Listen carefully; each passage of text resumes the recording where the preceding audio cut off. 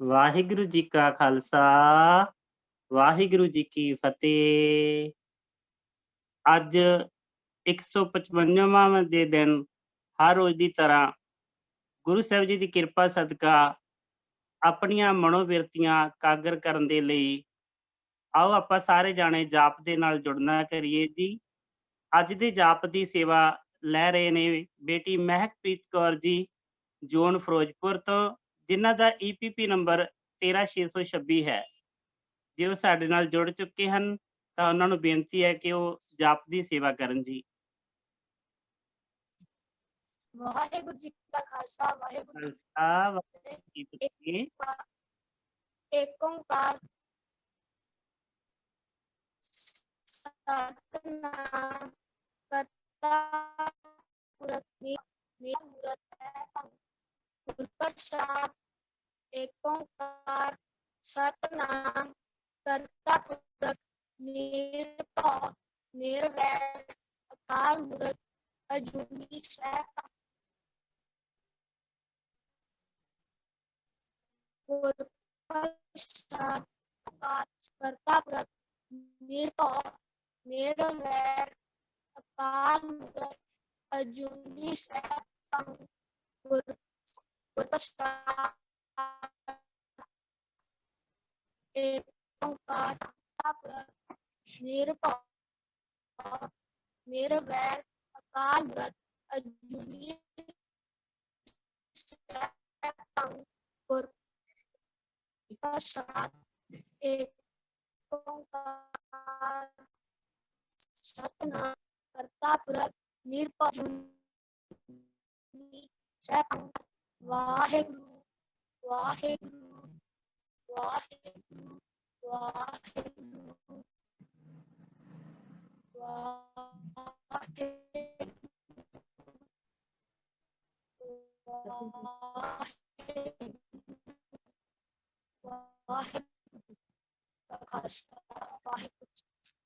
ਵਾਹਿਗੁਰੂ ਜੀ ਕਾ ਖਾਲਸਾ, ਵਾਹਿਗੁਰੂ ਜੀ ਕੀ ਫਤਿਹ।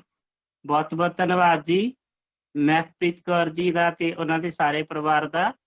ਬੇਟਾ ਜੀ, ਜਦੋਂ ਆਪਾਂ ਜਾਪ ਦੀ ਸੇਵਾ ਆਰੰਭਤਾ ਕਰਨੀ ਹੈ ਤਾਂ ਆਪਾਂ ਨੇ ਸ਼ੁਰੂਆਤ ਦੇ ਵਿੱਚ ਇੱਕ ਓੰਕਾਰ ਬੋਲਣਾ ਹੈ।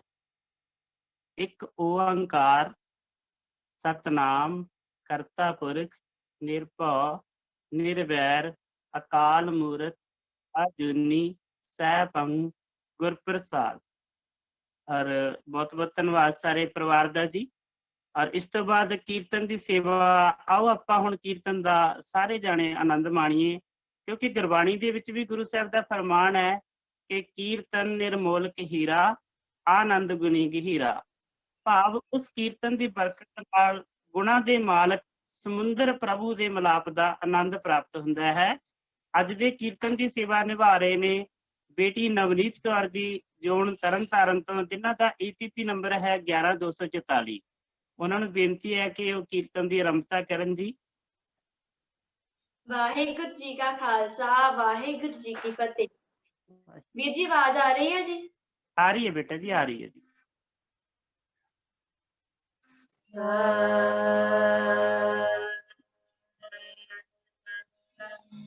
ਰੇ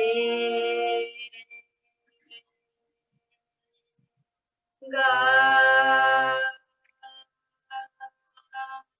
ਪਾ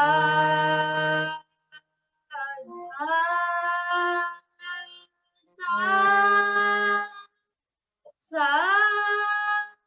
ਗਾ ਪਾ ਗਾ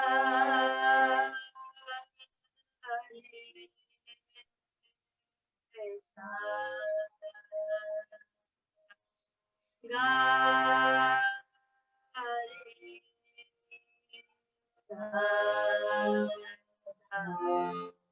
sa re ga pa ga pa ga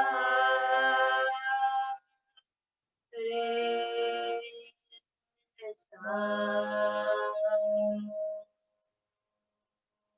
ha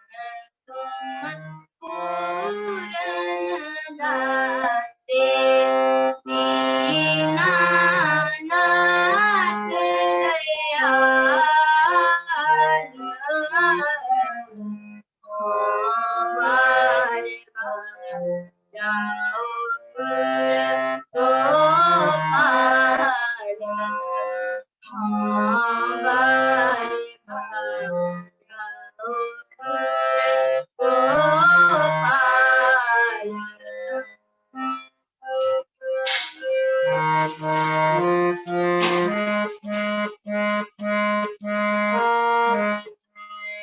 उठत बैठत सोवत जागत उठत बैठत सोवत जागत जी प्राण धन मार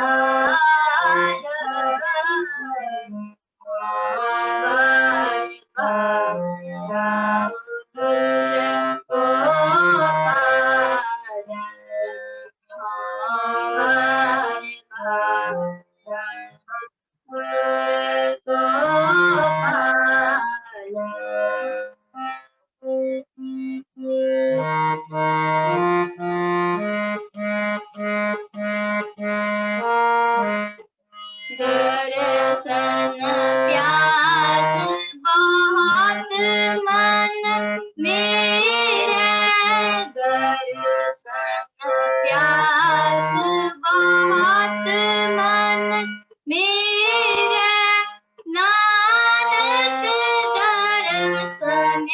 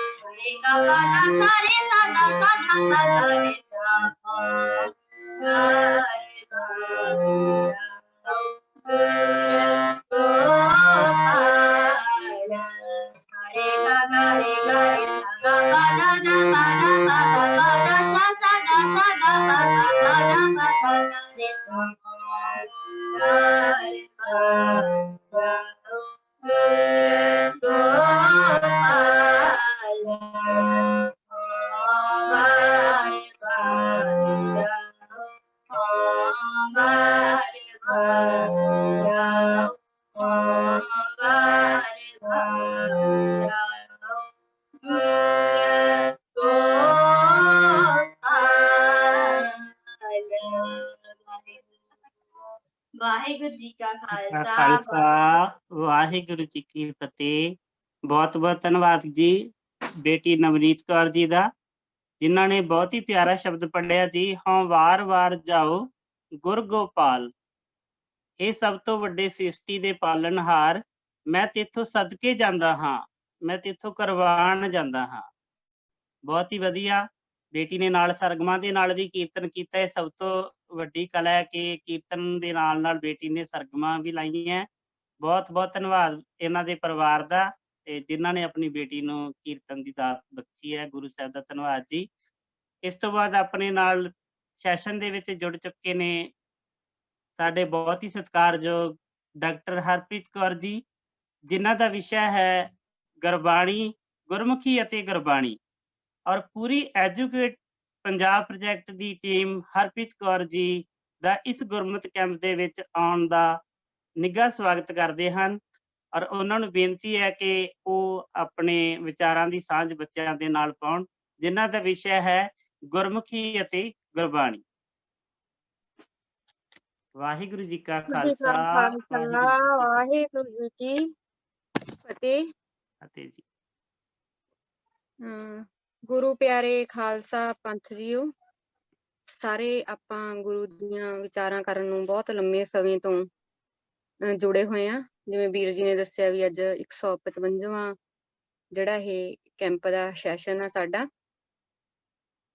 ਤੇ ਅਸੀਂ ਲੰਮੇ ਸਮੇਂ ਤੋਂ ਹੀ ਗੁਰਬਾਣੀ, ਗੁਰਸਿੱਖੀ, ਹਨਾ, ਖਾਲਸਾ ਪੰਥ ਦੇ ਅਲੱਗ-ਅਲੱਗ ਪਹਿਲੂਆਂ ਬਾਰੇ, ਵਿਸ਼ਿਆਂ ਬਾਰੇ ਜਿਹੜੀਆਂ ਉਹ ਵਿਚਾਰਾਂ ਕਰ ਰਹੇ ਹਾਂ। ਅੱਜ ਜ਼ਿਆਦਾਤਰ ਇੱਥੇ ਜਿਹੜੇ ਨੇ ਬੱਚੇ ਜੁੜੇ ਹੋਏ ਨੇ, ਇਸ ਕਰਕੇ ਮੈਂ ਜ਼ਿਆਦਾ ਜਿਹੜਾ ਉਹਨਾਂ ਨੂੰ ਹੀ ਸੰਬੋਧਨ ਹੋਵਾਂਗੀ। ਤੇ ਪਿਆਰੇ ਬੱਚਿਓ, ਆਪ ਜੀ ਬਹੁਤ ਜ਼ਿਆਦਾ ਸਿਆਣੇ ਹੋ, ਗੁਰਬਾਣੀ ਨਾਲ ਜੁੜੇ ਹੋਏ ਹੋ। ਤਕਰੀਬਨ ਸਾਰੇ ਬੱਚੇ ਨੇ ਜਿਹੜੇ ਉਹ ਸਹਿਜ ਪਾਠ ਕਰਦੇ ਨੇ, ਗੁਰਬਾਣੀ ਪੜ੍ਹਦੇ ਨੇ, ਬਾਣੀ ਨਾਲ ਜੁੜੇ ਹੋਏ ਨੇ। ਅੱਜ ਬੇਟਾ ਆਪਾਂ ਬਹੁਤ ਹੀ ਸਧਾਰਨ ਜੀਆਂ ਜਿਹੜੀਆਂ ਗੱਲਾਂ ਕਰਾਂਗੇ ਉਹ, ਤੇ ਜਿਹੜਾ ਸਿਰਲੇਖ ਆ ਗੁਰਮੁਖੀ ਅਤੇ ਗੁਰਬਾਣੀ, ਹਨਾ, ਇਹ ਬੱਚੇ ਇਸ ਕਰਕੇ ਰੱਖਿਆ ਗਿਆ ਵੀ ਅਸੀਂ ਗੁਰਬਾਣੀ ਸਿੱਖਣੀ ਆ, ਗੁਰਬਾਣੀ ਸਿੱਖ ਰਹੇ ਆ, ਪੜ੍ਹ ਰਹੇ ਆ। ਵੀਰ ਜਸਵਿੰਦਰ ਸਿੰਘ ਜੀ UK ਵਾਲੇ ਇੱਕ ਬਹੁਤ ਵੱਡਾ ਜਿਹੜਾ ਹੈ ਉਪਰਾਲਾ ਕਰ ਰਹੇ ਨੇ। ਆਪ ਜੀ ਸਾਰਿਆਂ ਨੂੰ ਗੁਰਬਾਣੀ ਨਾਲ ਜੋੜਨ ਦੀ ਉਹਨਾਂ ਦੀ ਜਿਹੜੀ ਭਾਵਨਾ ਹੈ, ਮਨ ਦੀ ਜਿਹੜੀ ਉਹਨਾਂ ਦੀ ਇੱਛਾ ਹੈ ਬੇਟਾ, ਵੀ ਸਾਰੇ ਬੱਚੇ ਤੁਸੀਂ ਜ਼ਿੰਦਗੀ ਦੇ ਵਿੱਚ ਬਹੁਤ ਤਰੱਕੀਆਂ ਕਰੋ, ਪੜ੍ਹਾਈਆਂ ਕਰੋ, ਬਾਣੀ ਨਾਲ ਜੁੜੋ, ਗੁਰਬਾਣੀ ਨਾਲ ਜੁੜੋ। ਤੇ ਆਪਣਾ ਬੇਟਾ ਜਿਹੜਾ ਸਿਰਲੇਖ ਆ ਗੁਰਮੁਖੀ ਅਤੇ ਗੁਰਬਾਣੀ, ਇਹਦੇ ਬਾਰੇ ਜਿਹੜੀ ਆਪਾਂ ਗੱਲ ਕਰਨ ਲੱਗੇ ਹਾਂ ਹੁਣ, ਵੀ ਸਾਨੂੰ ਗੁਰਬਾਣੀ ਪੜ੍ਹਨ ਲਈ ਕੀ ਜ਼ਰੂਰੀ ਹੈ ਪਹਿਲਾਂ, ਹਨਾ। ਜਿਵੇਂ ਬਹੁਤ ਸਾਰੇ ਬੱਚੇ ਨੇ ਜਿਹੜੇ ਉਹ ਸਿੱਧਾ ਹੀ ਪਾਠ ਕਰਦੇ ਨੇ ਗੁਰਬਾਣੀ ਦਾ, ਤੇ ਇੱਥੇ ਬੇਟਾ ਆਪਾਂ ਹੁਣ ਉਹ ਕਰਨ ਲੱਗੇ ਜਿਵੇਂ ਗੁਰਮੁਖੀ ਜਿਹੜੀ ਆ ਉਹ ਲਿਪੀ ਆ ਜਿਹਦੇ ਵਿੱਚ ਗੁਰਬਾਣੀ ਲਿਖੀ ਗਈ ਆ। ਅੱਜ ਆਪਾਂ ਗੁਰਮੁਖੀ ਦੇ ਜਿਹੜੇ ਉਹ ਵਿਚਾਰ, ਜਿਵੇਂ ਕੁਰਾਨ ਦੀ ਭਾਸ਼ਾ ਜਿਹੜੀ ਉਹ ਵੀ ਅਰਬੀ ਆ ਤੇ ਉਹਦੀ ਲਿਪੀ ਵੀ ਅਰਬੀ ਦੇ ਵਿੱਚ ਲਿਖੀ ਗਈ ਆ, ਤੇ ਬਾਈਬਲ ਦੀ ਭਾਸ਼ਾ ਵੀ ਹਿਬਰੂ ਆ ਤੇ ਲਿਪੀ ਵੀ ਹਿਬਰੂ ਆ। ਇਸੇ ਤਰ੍ਹਾਂ ਜਿਹੜੀ ਸਾਡੀ ਗੁਰਬਾਣੀ ਆ ਉਹ ਗੁਰਮੁਖੀ ਲਿਪੀ ਦੇ ਵਿੱਚ ਲਿਖੀ ਗਈ ਆ, ਤੇ ਭਾਸ਼ਾ ਹੈ ਜਿਹੜੀ ਗੁਰਬਾਣੀ ਦੀ ਉਹ ਪੁਰਾਤਨ ਪੰਜਾਬੀ ਆ, ਜਿਹੜੀ ਉਸ ਸਮੇਂ ਪੰਜਾਬ ਜਾਂ ਇਸ ਖਿੱਤੇ ਵਿੱਚ ਬੋਲੀ ਜਾਂਦੀ ਸੀ, ਲੋਕਾਂ ਦੀ ਭਾਸ਼ਾ ਜਿਹਨੂੰ ਆਪਾਂ ਕਹਾਂਗੇ।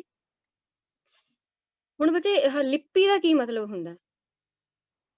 ਲਿਪੀ ਉਹ ਚਿੰਨ੍ਹ ਹੁੰਦੇ ਨੇ ਜਿਨ੍ਹਾਂ ਵਿੱਚ ਭਾਸ਼ਾ ਲਿਖੀ ਜਾਂਦੀ ਆ, ਹਨਾ। ਤੇ ਗੁਰਮੁਖੀ ਕਿਉਂ ਕਿਹਾ ਜਾਂਦਾ? ਸਾਡੀ ਜਿਹੜੀ ਲਿਪੀ ਆ, ਜਿਵੇਂ ਅੰਗਰੇਜ਼ੀ ਦੀ ਲਿਪੀ ਨੂੰ ਰੋਮਨ ਕਿਹਾ ਜਾਂਦਾ, ਹਨਾ, ਇਹ ਇਸ ਕਰਕੇ ਕਿਹਾ ਜਾਂਦਾ ਬੇਟਾ ਕਿਉਂਕਿ ਇਹ ਜਿਹੜੀ ਲਿਪੀ ਆ ਇਹ ਸੱਚੇ ਪਾਤਸ਼ਾਹ ਗੁਰੂ ਅੰਗਦ ਸਾਹਿਬ ਜੀ ਨੇ, ਸਤਿਗੁਰ ਸੱਚੇ ਪਾਤਸ਼ਾਹ ਗੁਰੂ ਨਾਨਕ ਦੇਵ ਜੀ ਦੀ ਹਜ਼ੂਰੀ ਵਿੱਚ ਜਿਹੜੀ ਆ ਉਹ ਤਿਆਰ ਕੀਤੀ ਆ। ਇਸ ਕਰਕੇ ਇਸ ਜਿਹੜੀ ਲਿਪੀ ਨੂੰ ਆਪਾਂ ਗੁਰਮੁਖੀ ਲਿਪੀ ਕਹਿੰਦੇ ਨੇ, ਹਨਾ। ਗੁਰੂ ਦੇ ਮੁਖ ਦੇ ਵਿੱਚੋਂ ਪੈਦਾ ਹੋਈ ਜਿਹੜੀ ਲਿਪੀ ਆ। ਤੇ ਗੁਰਮੁਖੀ ਜਿਹੜੀ ਆ ਉਹ ਗੁਰਬਾਣੀ ਨੂੰ ਸਿੱਖਣ ਲਈ, ਸਮਝਣ ਲਈ ਬਹੁਤ ਹੀ ਜ਼ਿਆਦਾ ਜਿਹੜੀ ਉਹ ਜ਼ਰੂਰੀ ਆ। ਤੇ ਇੱਕ ਵਾਰੀ ਕਿਸੇ ਨੇ ਭਾਈ ਵੀਰ ਸਿੰਘ ਨੂੰ, ਕਿਸੇ ਜਗਿਆਸੂ ਨੇ ਇੱਕ ਸਵਾਲ ਕੀਤਾ ਵੀ ਭਾਈ ਸਾਹਿਬ ਜੀ, ਜੇ ਅਸੀਂ ਗੁਰਬਾਣੀ ਪੜ੍ਹਨੀ ਸਿੱਖਣੀ ਆ ਤਾਂ ਸਾਨੂੰ ਕੀ ਆਉਣਾ ਚਾਹੀਦਾ, ਕੀ ਜ਼ਰੂਰੀ ਆ ਸਾਨੂੰ, ਜਿਹੜਾ ਸਾਨੂੰ ਆਵੇ, ਜਿਹਦੇ ਨਾਲ ਸਾਨੂੰ ਗੁਰਬਾਣੀ ਪੜ੍ਹਨੀ ਆ ਜੇ।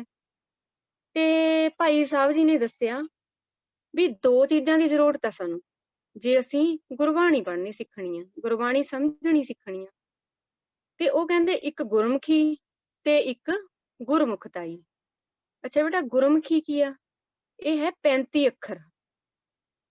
ਤੇ ਆਪ ਜੀ ਸਾਰੇ ਬੱਚਿਆਂ ਨੂੰ ਇਹਨਾਂ ਬਾਰੇ ਜਾਣਕਾਰੀ ਹੋਊਗੀ। 35 ਅੱਖਰ, ਊੜਾ, ਆੜਾ, ਈੜੀ, ਸੱਸਾ, ਹਾਹਾ, ਹਨਾ, ਵੀ ਇਹ ਜ਼ਰੂਰ ਆਉਣੇ ਚਾਹੀਦੇ ਨੇ, ਇਹਨਾਂ ਦਾ ਚੰਗੀ ਤਰ੍ਹਾਂ ਉਚਾਰਨ ਜ਼ਰੂਰ ਆਉਣਾ ਚਾਹੀਦਾ।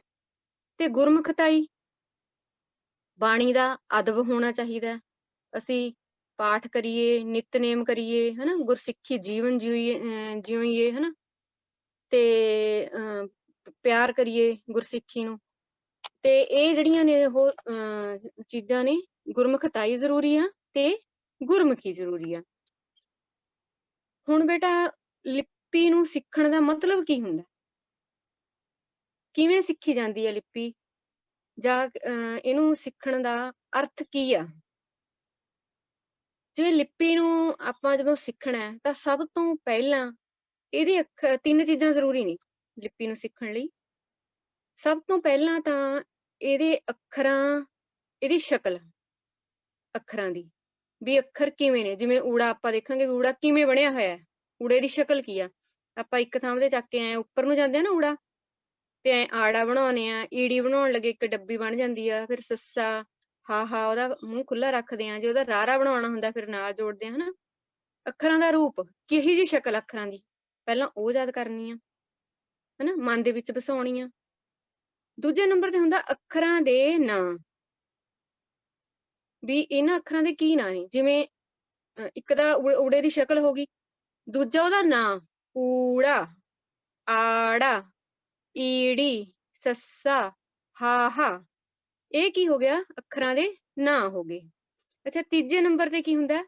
ਅੱਖਰਾਂ ਦੀਆਂ ਧੁਨੀਆਂ, ਵੀ ਜਿਹੜੇ ਇਹ ਅੱਖਰ ਨੇ ਇਹ ਕਿਹੜੀ ਧੁਨੀ ਪੈਦਾ ਕਰਦੇ ਨੇ, ਉਹਦੇ ਨਾਲ ਹੀ ਗਾਂ ਭਾਸ਼ਾ ਹੁੰਦੀ ਹੈ ਨਾ। ਜਿਵੇਂ ਊੜਾ, ਊੜਾ, ਇਹ ਤੇ ਧੁਨੀ ਕਿਹੜੀ ਉਤਪੰਨ ਹੁੰਦੀ ਆ? ਊ। ਆੜਾ, ਕਿਹੜੀ ਧੁਨੀ ਹੁੰਦੀ ਹੈ ਇਹਦੇ ਤੋਂ ਪੈਦਾ? ਆ। ਈੜੀ, ਏ, ਈ, ਹਨਾ। ਇੱਕ ਸੱਸਾ, ਸੱਸੇ ਦੀ ਕਿਹੜੀ ਧੁਨੀ ਆ? ਸ। ਕੱਕੇ ਦੀ ਕ, ਖੱਖੇ ਦੀ ਖ, ਹਨਾ। ਗੱਗੇ ਦੀ ਗ, ਘੱਗੇ ਦੀ ਘ, ਇਹ ਸਾਰੀਆਂ ਜਿਹੜੀਆਂ ਨੇ ਧੁਨੀਆਂ। ਹੁਣ ਕੀ ਹੋਇਆ ਵੀ ਲਿਪੀ ਨੂੰ ਸਿੱਖਣ ਲਈ ਤਿੰਨ ਚੀਜ਼ਾਂ ਜ਼ਰੂਰੀ ਨੇ। ਇੱਕ ਅੱਖਰਾਂ ਦੀ ਸ਼ਕਲ, ਅੱਖਰਾਂ ਦੇ ਨਾਂ ਤੇ ਅੱਖਰਾਂ ਦੀਆਂ ਧੁਨੀਆਂ। ਤੇ ਜਦੋਂ ਸਾਨੂੰ ਇਹ ਤਿੰਨੇ ਯਾਦ ਹੋ ਜਾਣ, ਅੱਖਰਾਂ ਦੇ ਨਾਂ ਯਾਦ ਹੋ ਜਾਣ, ਅੱਖਰਾਂ ਦੀ ਸ਼ਕਲ ਯਾਦ ਹੋ ਜੇ ਤੇ ਅੱਖਰਾਂ ਦੀਆਂ ਧੁਨੀਆਂ ਯਾਦ ਹੋ ਜਾਣ, ਜਦੋਂ, ਹਨਾ, ਇੱਕ ਬੱਚੇ ਨੂੰ ਜਦੋਂ ਛੋਟੇ ਹੁੰਦੇ, ਤੁਸੀਂ ਵੀ ਸਿੱਖਿਆ ਹੋਊਗਾ, ਆਪਾਂ ਸਾਰਿਆਂ ਨੇ ਸਿੱਖਿਆ, ਜਦੋਂ ਸਿਖਾਇਆ ਜਾਂਦਾ ਤਾਂ ਉਸ ਤੋਂ ਬਾਅਦ ਫਿਰ ਕੀ ਸਿਖਾਉਂਦੇ ਨੇ? ਮੁਹਾਰਨੀ, ਹਨਾ। ਅੱਖਰਾਂ ਦੇ ਨਾਲ ਜਿਹੜੀਆਂ ਲਗਾਂ ਲੱਗਦੀਆਂ ਨੇ, ਹਨਾ, ਉਹ ਲਗਾਂ ਨੂੰ ਲੱਗ ਕੇ ਆ ਜਿਹੜੀ ਉਹ ਮੁਹਾਰਨੀ ਬਣਦੀ ਆ, ਹਨਾ। ਗਾਹਾਂ ਅਸੀਂ ਜਿਹੜੀਆਂ ਹੋਰ ਧੁਨੀਆਂ ਜਿਹੜੀਆਂ ਬਣਾਉਣੇ ਆ। ਅੱਛਾ, ਮੁਹਾਰਨੀ ਕੀ ਆ ਬੇਟਾ? ਤੇ ਇਹਦਾ ਜਿਹੜਾ ਸ਼ਾਬਦਿਕ ਅਰਥ ਆ ਜਿਹੜਾ ਮੁਹਾਰਨੀ ਦਾ, ਉਹ ਤਾਂ ਹੈ ਮੂੰਹ ਵਿੱਚੋਂ ਬੋਲੀ ਜਾਣ ਵਾਲੀ, ਹਨਾ। ਪਰ ਜੇ ਅਸੀਂ ਇਹਦਾ ਭਾਵ ਅਰਥ ਲਵਾਂਗੇ ਤਾਂ ਲਿਪੀ ਨੂੰ ਲਿਖਣ ਦੀ ਵਿਹਾਰਿਕ ਕਿਰਿਆ, ਹਨਾ, ਪ੍ਰੈਕਟੀਕਲ ਕੀ ਮੈਥਡ ਆ ਲਿਪੀ ਨੂੰ ਸਿੱਖਣ ਦਾ, ਹਨਾ। ਤੇ ਆਪਣੀ ਜਿਹੜੀ ਗੁਰਮੁਖੀ ਆ, ਇਹਦੇ 35 ਅੱਖਰ ਨੇ ਬੇਟਾ। ਆਪਾਂ ਜਿਹੜੇ ਨਵੇਂ ਅੱਖਰ ਨੇ, ਸੱਸੇ ਪੈਰਵਿੰਦੀ, ਖੱਖੇ ਪੈਰਵਿੰਦੀ, ਜਿਹੜੇ ਨੇ ਉਹ ਆਪਾਂ ਨਹੀਂ ਕਰਾਂਗੇ ਕਿਉਂਕਿ ਉਹ ਨਵੇਂ ਨੇ, ਹਨਾ, ਤੇ ਗੁਰਬਾਣੀ ਵਿੱਚ ਨਹੀਂ ਦਿੱਤੇ ਗਏ ਜਿਹੜੇ ਪੈਰਵਿੰਦ ਵਾਲੇ ਅੱਖਰ ਨੇ। ਇੱਥੇ ਸਿਰਫ ਆਪਾਂ 35 ਅੱਖਰਾਂ ਦੀ ਉਹ ਗੱਲ ਕਰਾਂਗੇ ਜਿਹੜੇ ਉਸ ਟਾਈਮ ਮਹਾਰਾਜ ਨੇ ਗੁਰਬਾਣੀ ਦੇ ਵਿੱਚ ਵਰਤੇ ਨੇ। ਤੇ 35 ਅੱਖਰਾਂ ਦੇ ਨਾਲ ਫਿਰ ਕੀ ਆ, ਆਪਾਂ ਲਗਾ ਲਾਉਣੇ ਆ, ਉਹਨੂੰ ਮੁਹਾਰਨੀ ਕਿਹਾ ਜਾਂਦਾ, ਹਨਾ। ਤੇ ਹੁਣ ਬੇਟਾ ਤੁਸੀਂ ਸਾਰੇ ਜਣੇ ਆਪਣੇ ਧਿਆਨ ਵਿੱਚ ਲੈ ਕੇ ਆਓ। ਹੁਣ ਅਸੀਂ ਦੇਖਾਂਗੇ ਵੀ ਅਸੀਂ ਕੀ ਗਲਤੀਆਂ ਕਰਦੇ ਆ ਉਹ 35 ਅੱਖਰਾਂ ਦੇ ਉਚਾਰਨ ਦੇ ਵਿੱਚ, ਹਨਾ। ਤਾਂ ਅੱਖਰਾਂ ਦੀਆਂ ਸ਼ਕਲਾਂ ਨੇ ਜਿਹੜੀਆਂ, ਹਨਾ, ਉਹ ਤੁਹਾਡੇ ਜਿਹੜਾ ਉਹ ਧਿਆਨ ਵਿੱਚ ਸਾਰਿਆਂ ਨੂੰ, ਕਿਉਂਕਿ ਸਾਰੇ ਬੱਚੇ ਨੇ ਜਿਹੜੇ ਉਹ ਗੁਰਮੁਖੀ ਨਾਲ ਜੁੜੇ ਹੋਏ ਨੇ, ਗੁਰਬਾਣੀ ਨਾਲ, ਪਾਠ ਕਰਨ ਨਾਲ। ਤੇ ਅੱਖਰਾਂ ਦੀਆਂ ਜਿਹੜੀਆਂ ਨੇ, ਹੁਣ ਅਸੀਂ ਬੇਟਾ ਕੀ ਕਰ ਰਹੇ ਹਾਂ, ਕਈ ਅੱਖਰ ਨੇ ਜਿਹੜੇ ਉਹ ਉਹਨਾਂ ਦੀਆਂ ਜਿਹੜੀਆਂ ਧੁਨਾਂ ਨੇ ਉਹ ਗਲਤ ਉਚਾਰਦੇ ਆ, ਜਾਂ ਕੁਛ ਅੱਖਰਾਂ ਦੀਆਂ ਜਿਹੜੀਆਂ ਧੁਨਾਂ ਨੇ ਉਹ ਭੁੱਲ ਚੁੱਕੇ ਆ। ਉਹਦੇ ਬਾਰੇ ਆਪਾਂ ਕੁਛ ਥੋੜੀ ਜਿਹੀ ਗੱਲ ਕਰਾਂਗੇ। ਜਿਵੇਂ ਇੱਕ ਵਾਰੀ ਆਪਾਂ 35 ਦਾ ਉਹ ਕਰਦੇ ਆ ਉਚਾਰਨ, ਜਿਵੇਂ ਊੜਾ, ਆੜਾ, ਈੜੀ, ਸੱਸਾ, ਹਾ, ਕੱਕਾ, ਖੱਖਾ, ਗੱਗਾ, ਘੱਗਾ। ਹਾਂ, ਹੁਣ ਜਿਹੜਾ ਅੱਖਰ ਹੈਗਾ ਅੱਗੇ ਆਇਆ ਇਹ ਗੰਗਾ, ਇਹਦੀ ਜਿਹੜੀ ਧੁਨ ਆ ਉਹ ਲਗਭਗ ਜੇ ਆਪਾਂ ਕਹੀਏ 99% ਆ, ਜਦੋਂ ਜਿਵੇਂ ਆਪਾਂ ਬੱਚਿਆਂ ਨੂੰ ਪਾਠ ਕਰਾਉਂਦੇ ਆ ਜਾਂ ਉਹਨਾਂ ਤੋਂ ਸੁਣਦੇ ਆ, ਇਹ ਅਲੋਪ ਹੋ ਚੁੱਕੀ ਆ ਸਕੂਲਾਂ ਵਿੱਚ। ਇਹਨੂੰ ਪਤਾ ਨਹੀਂ ਕੀ ਬੋਲੀ ਜਾ ਰਹੇ ਆ, ਹਨਾ। ਕਿਉਂਕਿ ਇਹ ਕੰਠੀ ਧੁਨੀਆਂ ਦੇ ਵਿੱਚ ਆਉਂਦੇ, ਜਿਵੇਂ ਕੱਕੇ ਦੀ ਜਿੱਥੋਂ ਕੰਠ ਚੋਂ ਆਵਾਜ਼ ਆਉਂਦੀ ਆ ਉੱਥੇ ਹੀ ੰਗੇ ਦੀ ਆਉਣੀ ਚਾਹੀਦੀ ਆ।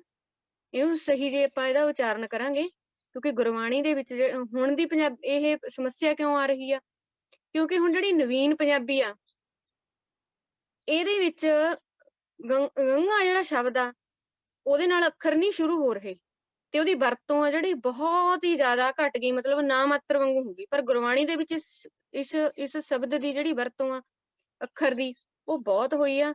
ਇਸ ਕਰਕੇ ਅਸੀਂ ਇਹਨਾਂ ਧੁਨਾਂ ਨੂੰ ਸਿੱਖਣ ਤੇ ਬਹੁਤ ਜ਼ਿਆਦਾ ਧਿਆਨ ਦੇਣਾ। ਜੇ ਅਸੀਂ ਗੁਰਬਾਣੀ ਦੀ ਅਸਲ ਧੁਨ ਤੱਕ ਪਹੁੰਚਣਾ ਬੇਟਾ, ਸਾਨੂੰ ਹਰ ਅੱਖਰ ਤੇ ਧਿਆਨ ਦੇਣਾ ਪੈਣਾ। ਗੰਗਾ, ਹਨਾ। ਅੱਗੇ ਹੈਗਾ ਚੱਚਾ, ਛੱਛਾ, ਇਹ ਹੈਗੀਆਂ ਤਾਲਵੀ ਧੁਨੀਆਂ। ਇੱਥੇ ਛੱਛੇ ਦੀ ਵੀ ਆਪਾਂ ਨੂੰ ਸਮੱਸਿਆ ਆਉਂਦੀ ਆ। ਹੁਣ ਜਿਹੜੇ ਬੱਚੇ ਨੇ, ਜਿਹੜੇ ਆਪਾਂ, ਉਹ ਪੈਰ ਬਿੰਦੀ ਵਾਲਾ ਸ਼ ਉਚਾਰਨ ਕਰਦੇ ਨੇ। ਇਹ ਹੈਗਾ ਛੱਛਾ, ਮਤਲਬ ਸਾਡੀ ਜੀਭ ਆ ਜਿਹੜੀ ਉੱਤੇ ਤਾਲੂ ਨੂੰ ਲੱਗਣੀ ਚਾਹੀਦੀ ਇਹਨੂੰ ਉਚਾਰਨ ਕਰਨ ਲੱਗੇ। ਇਹਦਾ ਉਚਾਰਨ ਬਹੁਤ ਜ਼ਿਆਦਾ ਤੁਸੀਂ ਧਿਆਨ ਨਾਲ ਜਿਹੜੀ ਇਹਦੀ ਪ੍ਰੈਕਟਿਸ ਆ ਕਰਨੀ ਆ। ਹੁਣ ਜਦੋਂ ਵੀ ਤੁਸੀਂ ਪੜ੍ਹੋਗੇ ਇਹਦੇ ਵੱਲ ਬਹੁਤ ਜ਼ਿਆਦਾ ਧਿਆਨ ਦੇਣਾ। ਛੱਛਾ, ਜੱਜਾ, ਝੱਜਾ। ਅੱਗੇ ਹੈਗਾ ਬੇਟਾ ਅੱਖਰ ਜਿਹੜਾ ਇਹਦੀ ਵੀ ਅੰਗੇ ਵਾਂਗੂ ਬਹੁਤ ਜ਼ਿਆਦਾ ਜਿਹੜੀ ਉਹ ਸਮੱਸਿਆ ਸਾਡੇ ਵਿਦਿਆਰਥੀਆਂ ਨੂੰ, ਸਾਨੂੰ ਬਹੁਤ ਆ ਰਹੀ ਆ ਹੁਣ। ਜਿਵੇਂ ਸਾਡੀ ਜਿਹੜੀ ਜੀਭ ਆ ਚੱਚੇ ਨੂੰ ਬੋਲਣ ਲੱਗੇ ਤਾਲੂ ਨਾਲ ਲੱਗਦੀ ਆ, ਤੇ ਚੱਚਾ, ਛੱਛਾ, ਜੱਜਾ, ਝੱਜਾ, ਜੰਝਾਂ, ਇਹਨੂੰ ਵੀ ਐ ਹੀ ਬੋਲਣਾ। ਨਾਲ ਇਹ ਨਾਸਕੀ ਵੀ ਆ, ਜੰਝਾਂ, ਹਨਾ। ਅੱਗੇ ਆਪਣੇ ਟੈਂਕਾ, ਠੱਠਾ, ਡੱਡਾ, ਢੱਡਾ, ਣਾਣਾ, ਇਹਨੂੰ ਵੀ ਉਚਾਰਨ ਕਰਨ ਲੱਗੇ ਜਿਹੜੇ ਸਾਡੇ ਬੱਚੇ ਨੇ, ਵਿਦਿਆਰਥੀ ਨੇ, ਉਹ ਬਹੁਤ ਜ਼ਿਆਦਾ ਗਲਤੀ ਕਰ ਰਹੇ ਨੇ। ਇਹਨੂੰ ਬੋਲਦੇ ਨੇ ਨਾਣਾ, ਨੰਨੇ ਨੂੰ ਕੰਨਾ, ਨਾਣੇ ਨੂੰ ਕੰਨਾ, ਪਰ ਇਹਦਾ ਜਿਹੜਾ ਉਚਾਰਨ ਕੀ ਆ, ਣਾਣਾ, ਨਾਣੇ ਨੂੰ ਕੰਨਾ, ਨਾਣੇ ਨੂੰ ਕੰਨਾ, ਹਨਾ।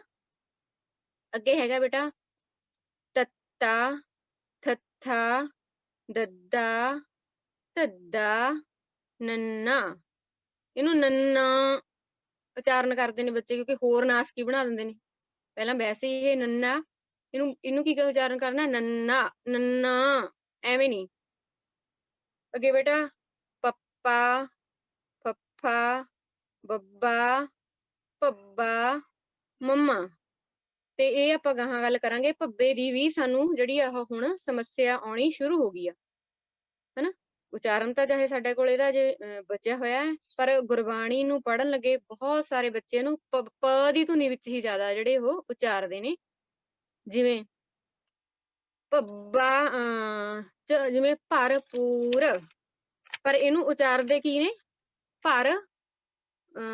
ਭਰਪੂਰ ਨੂੰ ਪੂਰ ਉਚਾਰਦੇ ਨੇ, ਭਰਪੂਰ, ਹਨਾ। ਜਿਵੇਂ ਇੱਕ ਆਪਾਂ ਇੱਕ ਉਦਾਹਰਨ ਲਵਾਂਗੇ, ਲੋਗਾ ਭਰਮ ਨ ਭੁੱਲਹੁ ਭਾਈ। ਗੁਰਬਾਣੀ ਦੀ ਇਹ ਤੁਕ ਆ, ਤੁਸੀਂ ਜ਼ਿਆਦਾਤਰ ਜਿਹੜਾ ਉਹ ਨੋਟ ਕਰਿਓ ਸੁਚੇਤ ਹੋ ਕੇ। ਸਾਡੇ ਜਿਹੜੇ ਅਸੀਂ ਕੀਰਤਨ ਕਰਦੇ ਨੇ ਜਾਂ ਬੱਚੇ ਪੜ੍ਹਦੇ ਨੇ, ਹਨਾ, ਜ਼ਿਆਦਾ, ਉਹ ਕੀ ਪੜ੍ਹਨਗੇ, ਲੋਗਾ ਭਰਮ ਨ ਭੁੱਲਹੁ ਭਾਈ, ਹਨਾ, ਭਾਈ, ਤੇ ਉਹ ਐਵੇਂ ਹੀ ਉਚਾਰਨ ਦਿੰਦੇ ਨੇ, ਭਾਈ, ਭੁੱਲਹੁ, ਹਨਾ, ਭਰਮ। ਇਹ ਜਿਹੜੀਆਂ ਬਾਣੀ ਨੂੰ ਪੜ੍ਹਨ ਲੱਗੇ ਇਹ ਗੱਲਾਂ ਤੁਸੀਂ ਬੇਟਾ ਬਹੁਤ ਹੀ ਜ਼ਿਆਦਾ ਉਹ ਧਿਆਨ ਰੱਖਣੀਆਂ ਨੇ। ਜਦੋਂ ਅਸੀਂ ਥੋੜਾ ਜਿਹਾ ਜ਼ੋਰ ਲਾ ਕੇ ਬੋਲਾਂਗੇ ਨਾ ਧੁਨਾਂ ਨੂੰ, ਤਾਂ ਇਹ ਉਚਾਰਨ ਹੋ ਜਾਣਗੀਆਂ। ਸਿਰਫ ਜਿਹੜੀਆਂ 50% ਗਲਤੀਆਂ ਕਰਦੇ ਆ ਉਹ ਤਾਂ ਅਸੀਂ ਬੇਧਿਆਨੀ ਚ ਹੀ ਕਰ ਦਿੰਦੇ ਹਾਂ, ਹਨਾ। ਅੱਗੇ ਹੈਗਾ ਹਾਂ, ਇਸ ਅੱਖਰ ਦੀ ਜਿਹੜੀ ਸਮੱਸਿਆ ਯਈਆ, ਇਹਨੂੰ ਜਾਂ ਤਾਂ ਉਚਾਰਨ ਨੂੰ ਕਹਿ ਦਿੰਦੇ ਨੇ, ਹਨਾ, ਜਾਂ ਯਈਆ ਇਹਦਾ ਨਾਂ ਰੱਖਿਆ ਹੋਇਆ। ਕਿਉਂਕਿ ਜਦੋਂ ਉੱਪਰ ਐਵੇਂ ਪੱਪਾ, ਫੱਫਾ, ਬੱਬਾ, ਭੱਬਾ, ਮੰਮਾ, ਦੋ ਉਹ ਕਰਕੇ ਅੱਖਰਾਂ ਦੇ ਉਚਾਰਨੇ, ਤਾਂ ਇਹਦਾ ਉਚਾਰਨ ਵੀ ਕੀ ਆ, ਯਈਆ, ਯਈਆ, ਹਨਾ। ਰਾਰਾ, ਲੱਲਾ, ਵਾਵਾ, ਇਹਨੂੰ ਵੀ ਅੜਾੜਾ। ਹਾਂ, ਜਿਹੜੀ ਇਹ ਧੁਨ ਆ, ਇਹਨੂੰ ਉਚਾਰਨ ਲੱਗੇ ਵੀ ਜਿਹੜੀਆਂ ਉਹ ਬਹੁਤ ਜ਼ਿਆਦਾ ਜਿਹੜੀਆਂ ਗਲਤੀਆਂ ਆਪਾਂ ਕਰਦੇ ਹਾਂ। ਇਹਨੂੰ ਕਿਵੇਂ ਉਚਾਰਨ ਕਰਨਾ, ਰਾੜਾ। ਜ਼ਿਆਦਾਤਰ ਕਿਵੇਂ ਕੀਤਾ ਜਾਂਦਾ, ਰਾੜਾ, ਜ਼ਿਆਦਾ ਬਹੁਤ ਸਾਰੇ ਵਿਦਿਆਰਥੀ ਇਹਨੂੰ ਰਾੜਾ ਹੀ ਕਹਿਣਗੇ, ਉਹਨਾਂ ਨੂੰ ਵਾਰ-ਵਾਰ ਟੋਕਣਾ ਪੈਂਦਾ ਵੀ ਡਾੜਾ। ਅੱਛਾ ਬੱਚੇ, ਇਹ ਕੋਈ ਜ਼ਿਆਦਾ ਔਖਾ ਜਿਹੜਾ ਹੈ ਕੰਮ ਨਹੀਂ ਹੈਗਾ। ਅਸੀਂ ਥੋੜਾ ਜਿਹਾ ਧਿਆਨ ਦੇਵਾਂਗੇ ਤਾਂ ਅਸੀਂ ਇਹ ਜਿਹੜੀਆਂ ਆਪਣੀਆਂ ਗਲਤੀਆਂ ਨੇ ਸਹਿਜੇ ਹੀ ਜਿਹੜਾ ਉਹ ਠੀਕ ਕਰ ਲਾਂਗੇ। ਤੇ ਆਪ ਜੀ ਨੇ ਗੁਰਬਾਣੀ ਨੂੰ ਪੜ੍ਹਨ ਲੱਗਿਆਂ ਇਸ ਦਾ ਬਹੁਤ ਹੀ ਜਿਹੜਾ ਖਾਸ ਧਿਆਨ ਰੱਖਣਾ ਹੈ ਅੱਖਰਾਂ ਦੇ ਉਚਾਰਨ ਦਾ। ਤੇ ਇਹ ਤੋਂ ਬਾਅਦ ਵਿੱਚ ਹੁੰਦੀ ਆ ਸਾਡੀ ਆਉਂਦੀ ਆ ਮੁਹਾਰਨੀ। ਮੁਹਾਰਨੀ ਅਸੀਂ ਜਦੋਂ ਨਾ 10 ਸਾਡੇ ਕੋਲੇ ਜਿਹੜੀਆਂ ਨੇ ਉਹ ਲਗਾਂ ਲਾ ਕੇ ਅੱਖਰ ਉਚਾਰਦੇ ਆ ਹਨਾ, ਉਹਨੂੰ ਮੁਹਾਰਨੀ ਕਹਿ ਦਿੰਦੇ ਆ। ਅੱਛਾ, ਕਿਹੜੀਆਂ ਨੇ ਸਾਡੇ ਕੋਲੇ ਲਗਾਂ? ਪਹਿਲਾਂ ਸਾਡੇ ਕੋਲੇ ਮੁਕਤਾ ਅੱਖਰ, ਫਿਰ ਕੰਨਾ, ਸਿਹਾਰੀ, ਬਿਹਾਰੀ, ਔਂਕੜ, ਦੁਲੈਂਕੜ, ਲਾਂ, ਦੁਲਾਂ, ਹੋੜਾ, ਘਨੌੜਾ। ਅੱਛਾ, ਪੁਰਾਣੇ ਸਮੇਂ ਦੇ ਵਿੱਚ ਬੇਟਾ ਕੀ ਹੁੰਦਾ ਸੀ, ਮੁਹਾਰਨੀ ਦੀ ਜਾਂ ਗੁਰਮੁਖੀ ਦੀ ਹਨਾ, ਹੁਣ ਤਾਂ ਬੱਚਿਆਂ ਨੂੰ ਇਹ ਲੱਗਦੀ ਉਹ ਤੀਜੀ ਚੌਥੀ ਚ ਜਾ ਕੇ ਆ, ਜਿਹੜੇ ਬੱਚੇ ਕਾਨਵੈਂਟ ਸਕੂਲਾਂ ਦੇ ਵਿੱਚ ਪੜ੍ਹਦੇ ਨੇ ਜਾਂ ਅੰਗਰੇਜ਼ੀ ਮਾਧਿਅਮ ਸਕੂਲਾਂ ਵਿੱਚ ਪੜ੍ਹਦੇ ਨੇ। ਪਰ ਪਹਿਲਾਂ ਜਿਹੜੇ ਪੁਰਾਣੇ ਸਰਕਾਰੀ ਸਕੂਲਾਂ ਚ ਪੜ੍ਹੇ ਹੋਏ ਉਹਨਾਂ ਨੂੰ ਪਤਾ ਹੋਣਾ ਵੀ ਇੰਨੀ ਜ਼ਿਆਦਾ ਜਿਹੜੀ ਆ ਪ੍ਰੈਕਟਿਸ ਹੁੰਦੀ ਸੀ ਹਨਾ ਇਹਦੇ ਤੇ, ਮੁਹਾਰਨੀ ਤੇ ਊੜੇ ਆੜੇ ਦੀ। ਛੁੱਟੀ ਤੋਂ ਬਾਅਦ ਤਕਰੀਬਨ ਸਾਰੇ ਬੱਚੇ ਇਕੱਠੇ ਕਰਕੇ ਉੱਚੀ ਊੜਾ ਆੜਾ ਬੁਲਾਇਆ ਜਾਂਦਾ ਸੀ, ਮੁਹਾਰਨੀ, ਪਹਾੜੇ, ਐਵੇਂ ਹਨਾ। ਤੇ ਇਹ ਪੱਖ ਸਾਡਾ ਤਾਂ ਕਰਕੇ ਹੁਣ ਜਿਹੜਾ ਉਹ ਬਹੁਤ ਕਮਜ਼ੋਰ ਹੋ ਜਾਂਦਾ ਹੈ ਸਾਡਾ ਐਜੂਕੇਸ਼ਨ ਸਿਸਟਮ ਕਰਕੇ। ਪਰ ਜੇ ਅਸੀਂ ਆਪਣੀਆਂ ਇਹਨਾਂ ਪੁਰਾਤਨ ਚੀਜ਼ਾਂ ਵੱਲ ਧਿਆਨ ਦੇਵਾਂਗੇ ਬੇਟਾ, ਅਸੀਂ ਆ ਜਿਹੜਾ ਉੱਥੇ ਜੁੜੇ ਰਹਾਂਗੇ ਹਨਾ। ਤੇ ਆਪਾਂ ਮੁਹਾਰਨੀ ਦੇਖੋ, ਜਿਹੜੇ ਆਪਾਂ ਨੂੰ ਸਹਿਜ ਪਾਠ ਦੀਆਂ ਤੁਹਾਡੀਆਂ ਡਾਇਰੀਆਂ ਦੇਖਿਓ ਸਾਰੀਆਂ ਵਿੱਚ ਲਿਖਿਆ ਹੁੰਦਾ ਹਨਾ ਮੁਹਾਰਨੀ। ਉਹ ਇਸੇ ਕਰਕੇ ਦਿੱਤੀ ਹੁੰਦੀ ਹੈ ਵੀ ਤੁਸੀਂ ਬਾਰ-ਬਾਰ ਆ ਜਿਹੜਾ ਉਹ ਮੁਹਾਰਨੀ ਦਾ ਜਿਹੜਾ ਹੈ ਦੁਹਰਾਓ, ਉਹਨੂੰ ਉਹਦੀ ਪ੍ਰੈਕਟਿਸ ਕਰੋ ਤਾਂ ਕਿ ਤੁਹਾਨੂੰ ਗੁਰਬਾਣੀ ਹੈ ਜਿਹੜੀ ਬੇਟਾ ਉਹ ਪੜ੍ਹਨੀ ਦੇ ਵਿੱਚ ਸੌਖ ਹੋਵੇ ਹਨਾ। ਤੇ ਜਿਹੜਾ ਮੁਕਤਾ ਜਿਹੜਾ ਇਹ ਚਿੰਨ੍ਹ ਆ ਹਨਾ, ਇਹ ਹਮੇਸ਼ਾ ਜਿਹੜਾ ਅੱਖਰ ਦੇ ਅੱਗੇ ਪਿੱਛੇ ਮੱਧ ਵਿੱਚ ਸਾਰੇ ਕਿਤੇ ਲੱਗ ਸਕਦਾ ਹਨਾ। ਜਿਵੇਂ ਆਪਾਂ ਆੜਾ ਰਥ ਦਾ ਅਰਥ ਦੇਖ ਲਈਏ, ਰਾਰੇ ਦੇ ਵਿੱਚ ਆ ਗਿਆ ਹਨਾ, ਰਥ ਦੇ ਅੱਗੇ ਆ ਗਿਆ, ਐਵੇਂ ਜਿੰਨੀਆਂ ਮਰਜ਼ੀ ਆਪਾਂ ਉਦਾਹਰਨਾਂ ਜਿਹੜੀਆਂ ਉਹ ਲੈ ਸਕਦੇ ਹਾਂ ਇਹਦੇ ਨਾਲ। ਅੱਛਾ, ਜਿਹੜਾ ਕੰਨਾ ਚਿੰਨ੍ਹ ਇਹ ਹਮੇਸ਼ਾ ਜਿਹੜਾ ਬੇਟਾ ਅੱਖਰ ਦੇ ਪਿੱਛੇ ਲੱਗਦਾ, ਅੰਤ ਵਿੱਚ ਲੱਗਦਾ, ਕਦੇ ਵੀ ਅੱਖਰ ਦੇ ਮੂਹਰੇ ਨਹੀਂ ਲੱਗਦਾ ਹੈਗਾ। ਥੋੜੀਆਂ ਜਿਹੀਆਂ ਆਪਾਂ ਇਹਦੇ ਬਾਰੇ ਜਿਹੜੀਆਂ ਟੈਕਨੀਕਲ ਜਿਹੀਆਂ ਗੱਲਾਂ ਨੇ ਇਹ ਜਿਹੜੀ ਸਿਹਾਰੀ ਆ, ਜਿਹੜੀ ਸਾਨੂੰ ਗੁਰਬਾਣੀ ਪੜ੍ਹਨ ਦੇ ਵਿੱਚ ਸਭ ਤੋਂ ਜ਼ਿਆਦਾ ਜਿਹੜੀ ਸਮੱਸਿਆ ਆਉਂਦੀ ਆ ਬੱਚਿਆਂ ਨੂੰ, ਉਹ ਸਿਹਾਰੀ ਬੋਲਣ ਦੇ ਵਿੱਚ ਆਉਂਦੀ ਆ। ਇਸ ਕਰਕੇ ਇਸ ਅੰਤਮ ਸਿਹਾਰੀ ਅੱਖਰ ਦੇ ਜਿਹੜੀ ਅੰਤ ਵਿੱਚ ਲੱਗਦੀ ਹੈ ਹਨਾ। ਜਿਹੜੀ ਅੱਖਰ ਦੇ ਮੂਹਰੇ ਹੁੰਦੀ ਉਹ ਤਾਂ ਅਸੀਂ ਬੋਲ ਲੈਂਦੇ ਹਾਂ, ਜਿਵੇਂ ਸਿਰ ਤਾਂ ਬੋਲ ਲਿਆ, ਇਹਨੂੰ ਸ਼ੇਰ ਤਾਂ ਨਹੀਂ ਨਾ ਕਿਹਾ, ਸਿਰ ਕਿਹਾ ਹਨਾ। ਪਰ ਅੰਤ ਵਿੱਚ ਲੱਗਦੀ ਆ ਉਹ ਨਹੀਂ ਬੋਲੀ ਜਾਂਦੀ। ਇਸ ਕਰਕੇ ਜੇ ਅਸੀਂ ਇਹਦੀ ਪ੍ਰੈਕਟਿਸ ਕਰਾਂਗੇ, ਜ਼ਿਆਦਾ ਤੋਂ ਜ਼ਿਆਦਾ ਪ੍ਰੈਕਟਿਸ ਕਰਾਂਗੇ ਤਾਂ ਸਾਤੋਂ ਉਹ ਵੀ ਉਚਾਰਨਾ ਜਿਹੜੀ ਹੋਊਗੀ ਹਨਾ। ਤੇ ਉਹ ਹੈਗੀ ਆ ਬਿਹਾਰੀ, ਇਹਦੇ ਚ ਕੋਈ ਸਮੱਸਿਆ ਨਹੀਂ ਆਉਂਦੀ, ਤਕਰੀਬਨ ਸਾਰੇ ਹੀ ਇਹਨੂੰ ਆਪਾਂ ਜੇ ਕਹਾਂਗੇ 100% ਹੀ ਹੈ ਜਿਹੜਾ ਉਹ ਉਚਾਰ ਲੈਂਦੇ ਆ। ਇਹ ਅੱਖਰ ਦੇ ਅੰਤ ਵਿੱਚ ਆਉਂਦੀ ਆ, ਜਿਵੇਂ ਹਰੀ ਹਨਾ। ਤੇ ਅੱਗੇ ਹੈਗਾ ਔਂਕੜ, ਇਹਦੀ ਵੀ ਬੇਟਾ ਪ੍ਰੈਕਟਿਸ ਦੀ ਬਹੁਤ ਜ਼ਿਆਦਾ ਸਾਨੂੰ ਲੋੜ ਆ। ਇਹਦੀ ਵੀ ਸਾਨੂੰ ਬਹੁਤ ਜ਼ਿਆਦਾ ਜਿਹੜੀ ਗੁਰਬਾਣੀ ਪੜ੍ਹਨ ਵਿੱਚ ਬੱਚਿਆਂ ਨੂੰ ਇਹਦੀ ਸਮੱਸਿਆ ਆਉਂਦੀ ਆ। ਜਿਵੇਂ ਜਿਹੜਾ ਮੁੱਢ ਦੇ ਵਿੱਚ ਔਂਕੜ ਆਉਂਦਾ ਉਹ ਤਾਂ ਸਾਰੇ ਉਚਾਰ ਲੈਂਦੇ ਨੇ ਬਹੁਤ ਸੌਖੇ ਤਰੀਕੇ ਨਾਲ, ਊਸ ਹਨਾ ਜਿਵੇਂ ਹੋ ਗਿਆ। ਪਰ ਜਿਹੜਾ ਔਂਕੜ ਅੱਖਰ ਦੇ ਪਿੱਛੇ ਆਉਂਦਾ ਉਹਨੂੰ ਜਿਹੜੀ ਉਚਾਰਨ ਦੇ ਵਿੱਚ ਸਾਨੂੰ ਬਹੁਤ ਸਮੱਸਿਆ ਆਉਂਦੀ ਹੈ। ਇਹ ਕਿਵੇਂ ਹੱਲ ਹੋਊਗੀ? ਪ੍ਰੈਕਟਿਸ ਦੇ ਨਾਲ। ਜਿੰਨੀ ਅਸੀਂ ਵੱਧ ਇਹਦੀ ਪ੍ਰੈਕਟਿਸ ਕਰਾਂਗੇ ਤਾਂ ਅਸੀਂ ਇਹ ਅੱਖਰ ਆ ਜਿਹੜਾ ਪਿੱਛੇ ਵੀ ਉਚਾਰਨ ਕਰ ਸਕਦੇ ਹਾਂ ਬੇਟਾ। ਤੇ ਜਿਵੇਂ ਉਦਮ ਹਨਾ, ਇਹਦੀ ਉਦਾਹਰਨ ਲੈ ਲਈਏ ਆਪਾਂ, ਊਧਮ ਤਾਂ ਨਹੀਂ ਨਾ ਇਹਨੂੰ ਕਹਿੰਦੇ ਹੈਗੇ ਆਪਾਂ। ਤੇ ਅੱਗੇ ਹੈਗਾ ਦੁਲੈਂਕੜ, ਊ, ਇਹਦੇ ਜਿਹੜਾ ਉਹ ਕੀ ਆ, ਊ ਦੋ ਉਹ ਲੱਗਦੀਆਂ ਨੇ ਇਹਨੂੰ ਹਨਾ। ਜਿਵੇਂ ਕੰਨੇ ਤੇ ਅਸੀਂ ਔਂਕੜ ਦੇ ਵਿੱਚ ਇੱਕ ਪਾਉਂਦੇ ਹਾਂ ਨਾ ਡੰਡੀ, ਇੱਥੇ ਥੱਲੇ 2 ਡੰਡੀਆਂ ਲੱਗਦੀਆਂ ਨੇ, ਇਹਦਾ ਸਥਾਨ ਆ ਜਿਹੜਾ ਉਹ ਅੱਖਰ ਦੇ ਹੇਠ ਹੈ ਹਨਾ। ਜਿਵੇਂ ਪੂਰਾ, ਜੇ ਆਪਾਂ ਔਂਕੜ ਪਾਵਾਂਗੇ ਪੂਰਾ ਬਣ ਜੂ, ਪੂਰਾ, ਊ ਜ਼ੋਰ ਲਾ ਕੇ ਜਿਹੜਾ ਇਹਨੂੰ ਉਹ ਬੋਲਿਆ ਜਾਂਦਾ। ਅੱਗੇ ਹੈਗਾ ਬੇਟਾ ਲਾਂ, ਜਿਹੜਾ ਚਿੰਨ੍ਹ ਸਾਡਾ ਇਹ ਜਿਹੜਾ ਇਹਦਾ ਉਹ ਆ ਪਛਾਣ ਚਿੰਨ੍ਹ ਇਹਨੂੰ ਹਨਾ। ਆਵਾਜ਼ ਜਿਹੜੇ ਅੱਖਰ ਨੂੰ ਇਹ ਲੱਗ ਜਾਂਦਾ ਉੱਥੇ ਜਿਵੇਂ ਸੱਸੇ ਨੂੰ ਲਾਵਾਂਗੇ ਸੇ, ਕੱਕੇ ਲਾਵਾਂਗੇ ਕੇ, ਖੱਖੇ ਲਾਵਾਂਗੇ ਖੇ, ਜਿੰਨੇ ਵੀ ਅੱਖਰਾਂ ਤੇ ਇਹ ਲੱਗਦਾ ਉੱਥੇ ਉਹਨਾਂ ਨਾਲ ਏ ਦੀ ਆਵਾਜ਼ ਆ ਜਿਹੜੀ ਉਹ ਹੁੰਦੀ ਆ। ਇਹ ਅੱਖਰ ਦੇ ਉੱਤੇ ਲੱਗਦਾ ਹੈ ਹਮੇਸ਼ਾ, ਜਿਵੇਂ ਬੇਮੁਖ ਹਨਾ, ਬੇ ਲੱਗ ਗਿਆ ਨਾ। ਅੱਗੇ ਹੈਗਾ ਬੇਟਾ ਦੁਲਾਂ, ਇਹਦੀ ਆਵਾਜ਼ ਕੀ ਆ, ਐ। ਦੁਲਾਂ ਦਾ ਉਚਾਰਨ ਕੀ ਹੋਊਗਾ, ਧੁਨੀ ਐ। ਇਹ ਵੀ ਅੱਖਰ ਦੇ ਉੱਤੇ ਲੱਗਦੇ ਆ। ਜਿਵੇਂ ਲਾਂ ਆਪਾਂ ਇੱਕ ਡੰਡੀ ਪਾਉਂਦੇ ਅੱਖਰ ਦੇ ਉੱਤੇ, ਇਹ ਦੋ ਲੱਗਦੀਆਂ ਨੇ ਮਿਲਾ ਕੇ ਹਨਾ, ਤਾਂ ਹੀ ਇਹਨਾਂ ਨੂੰ ਦੂ ਲਾਂ ਕਹਿੰਦੇ ਨੇ। ਆਹ ਦੋ, ਜਿਵੇਂ ਨੈਣ ਹਨਾ, ਤੇ ਐ ਦੀ ਆਵਾਜ਼ ਆ ਜਿਹੜੀ ਹੁਣ ਐਸਾ ਹਨਾ, ਪੈਸਾ, ਐਵੇਂ ਕਰਕੇ। ਅੱਗੇ ਹੈਗਾ ਬੇਟਾ ਹੋੜਾ ਹਨਾ, ਓ ਦੀ ਆਵਾਜ਼ ਆ ਇਹ ਜਿਹੜਾ ਚਿੰਨ੍ਹ ਆ ਇਹਦੀ ਜਿਹੜੀ ਵਰਤੋਂ ਸਥਿਤੀ ਆ ਉਹ ਵੀ ਅੱਖਰ ਦੇ ਉੱਤੇ ਆਉਂਦੀ ਆ ਹਮੇਸ਼ਾ, ਜਿਵੇਂ ਮੋਹਨ ਹਨਾ। ਅੱਗੇ ਹੈਗਾ ਘਨੌੜਾ, ਔ, ਉਹ ਸੀਗਾ ਓ ਆ ਹਨਾ, ਇਹ ਵੀ ਅੱਖਰ ਦੇ ਉੱਤੇ ਆਉਂਦਾ, ਜਿਵੇਂ ਧੌਲ। ਅੱਛਾ, ਹੁਣ ਆਪਾਂ ਜਿਹੜੀ ਆ ਸਾਰੀ ਉਹ ਇੱਕ ਵਾਰੀ ਉਚਾਰਨ ਉਹ ਕਰਦੇ ਹਾਂ ਗੁਰਮੁਖੀ ਦਾ ਹਨਾ, ਜਿਵੇਂ ਅ ਆ, ਈ ਈ, ਊ ਊ, ਏ ਐ, ਓ ਔ। ਜੇ ਬੇਟਾ ਅਸੀਂ ਇਹਨਾਂ ਦਾ ਸਹੀ ਧਿਆਨ ਰੱਖਾਂਗੇ ਉਚਾਰਨ ਵੇਲੇ ਹਨਾ, ਤਾਂ ਸਾਨੂੰ ਜਿਹੜੀ ਆ ਉਹ ਪ੍ਰੈਕਟਿਸ ਕਰਾਂਗੇ ਹਨਾ, ਪਾਠ ਕਰਨ ਤੋਂ ਪਹਿਲਾਂ ਤਾਂ ਸਾਨੂੰ ਇਹਦਾ ਜਿਹੜਾ ਹੈ ਉਹ ਬਹੁਤ ਹੀ ਜ਼ਿਆਦਾ ਸੌਖ ਹੋਊਗੀ ਸਾਨੂੰ ਪਾਠ ਕਰਨ ਦੇ ਵਿੱਚ। ਤੇ ਉਹੀ ਜਿਹੜੀ ਆਪਾਂ ਪਹਿਲਾਂ ਵੀ ਗੱਲ ਕੀਤੀ ਵੀ 50% ਗਲਤੀਆਂ ਤਾਂ ਸਾਡੀਆਂ ਆਪਣੇ ਆਪ ਹੀ ਠੀਕ ਹੋ ਜਾਣਗੀਆਂ ਸਿਰਫ ਧਿਆਨ ਦੇਣ ਨਾਲ। ਹੁਣ ਜਿਵੇਂ ਆਪਾਂ ਬੇਟਾ ਇੱਕ ਦੋ ਅੱਖਰ ਜਿਹੜਿਆਂ ਦੀ ਮੁਹਾਰਨੀ ਤੇ ਤੁਹਾਨੂੰ ਬਹੁਤ ਜ਼ਿਆਦਾ ਮੁਸ਼ਕਲ ਆਉਂਦੀ ਹੈ ਬੱਚਿਆਂ ਨੂੰ, ਆਪਾਂ ਨੂੰ ਪੜ੍ਹਨ ਦੇ ਵਿੱਚ ਹੁਣ ਹਨਾ, ਉਹਨਾਂ ਦੀ ਆਪਾਂ ਇੱਕ ਤਾਂ ਜਿਵੇਂ ਪਹਿਲਾਂ ਉਹ ਲੈ ਲੈਂਦੇ ਹਾਂ ਸੱਸੇ ਦੀ, ਵੀ ਕਿਵੇਂ ਜਿਹੜੀਆਂ ਉਹ ਧੁਨਾਂ ਨੇ ਪੈਦਾ ਹੁੰਦੀਆਂ ਨੇ ਹਨਾ, ਇਹ ਲਗਾਂ ਲੱਗਣ ਨਾਲ ਅੱਖਰਾਂ ਨਾਲ ਹਨਾ। ਮੁਕਤਾ ਅੱਖਰ ਕੀ ਹੋ ਗਿਆ, ਸੱਸਾ ਆਪਾਂ ਲੈਂਦੇ ਹਾਂ, ਸੱਸੇ ਦੀ ਕਰਕੇ ਦੇਖਦੇ ਹਾਂ ਪਹਿਲਾਂ, ਸ ਸਾ, ਸੇ ਸੀ, ਸੁ ਸੂ, ਸੇ, ਸੈ, ਸੋ, ਸੌ, ਸੰ, ਸਾਂ ਹਨਾ। ਇਸੇ ਤਰ੍ਹਾਂ ਅਸੀਂ 35 ਦੇ ਵਿੱਚੋਂ 34 ਦੇ 34 ਅੱਖਰਾਂ ਦੀ ਇਹ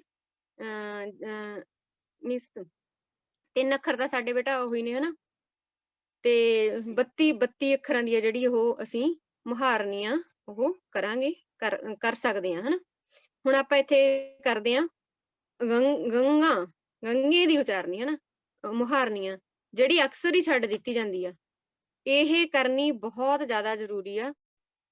ਤੇ ਜਿਵੇਂ ਹੈਗਾ ঙ, ঙ, ஞ, ঙ, ঙ, ஞੇ, ஞੈ, ঙੌ, ঙੌ, ঙੰ, ঙਾਂ।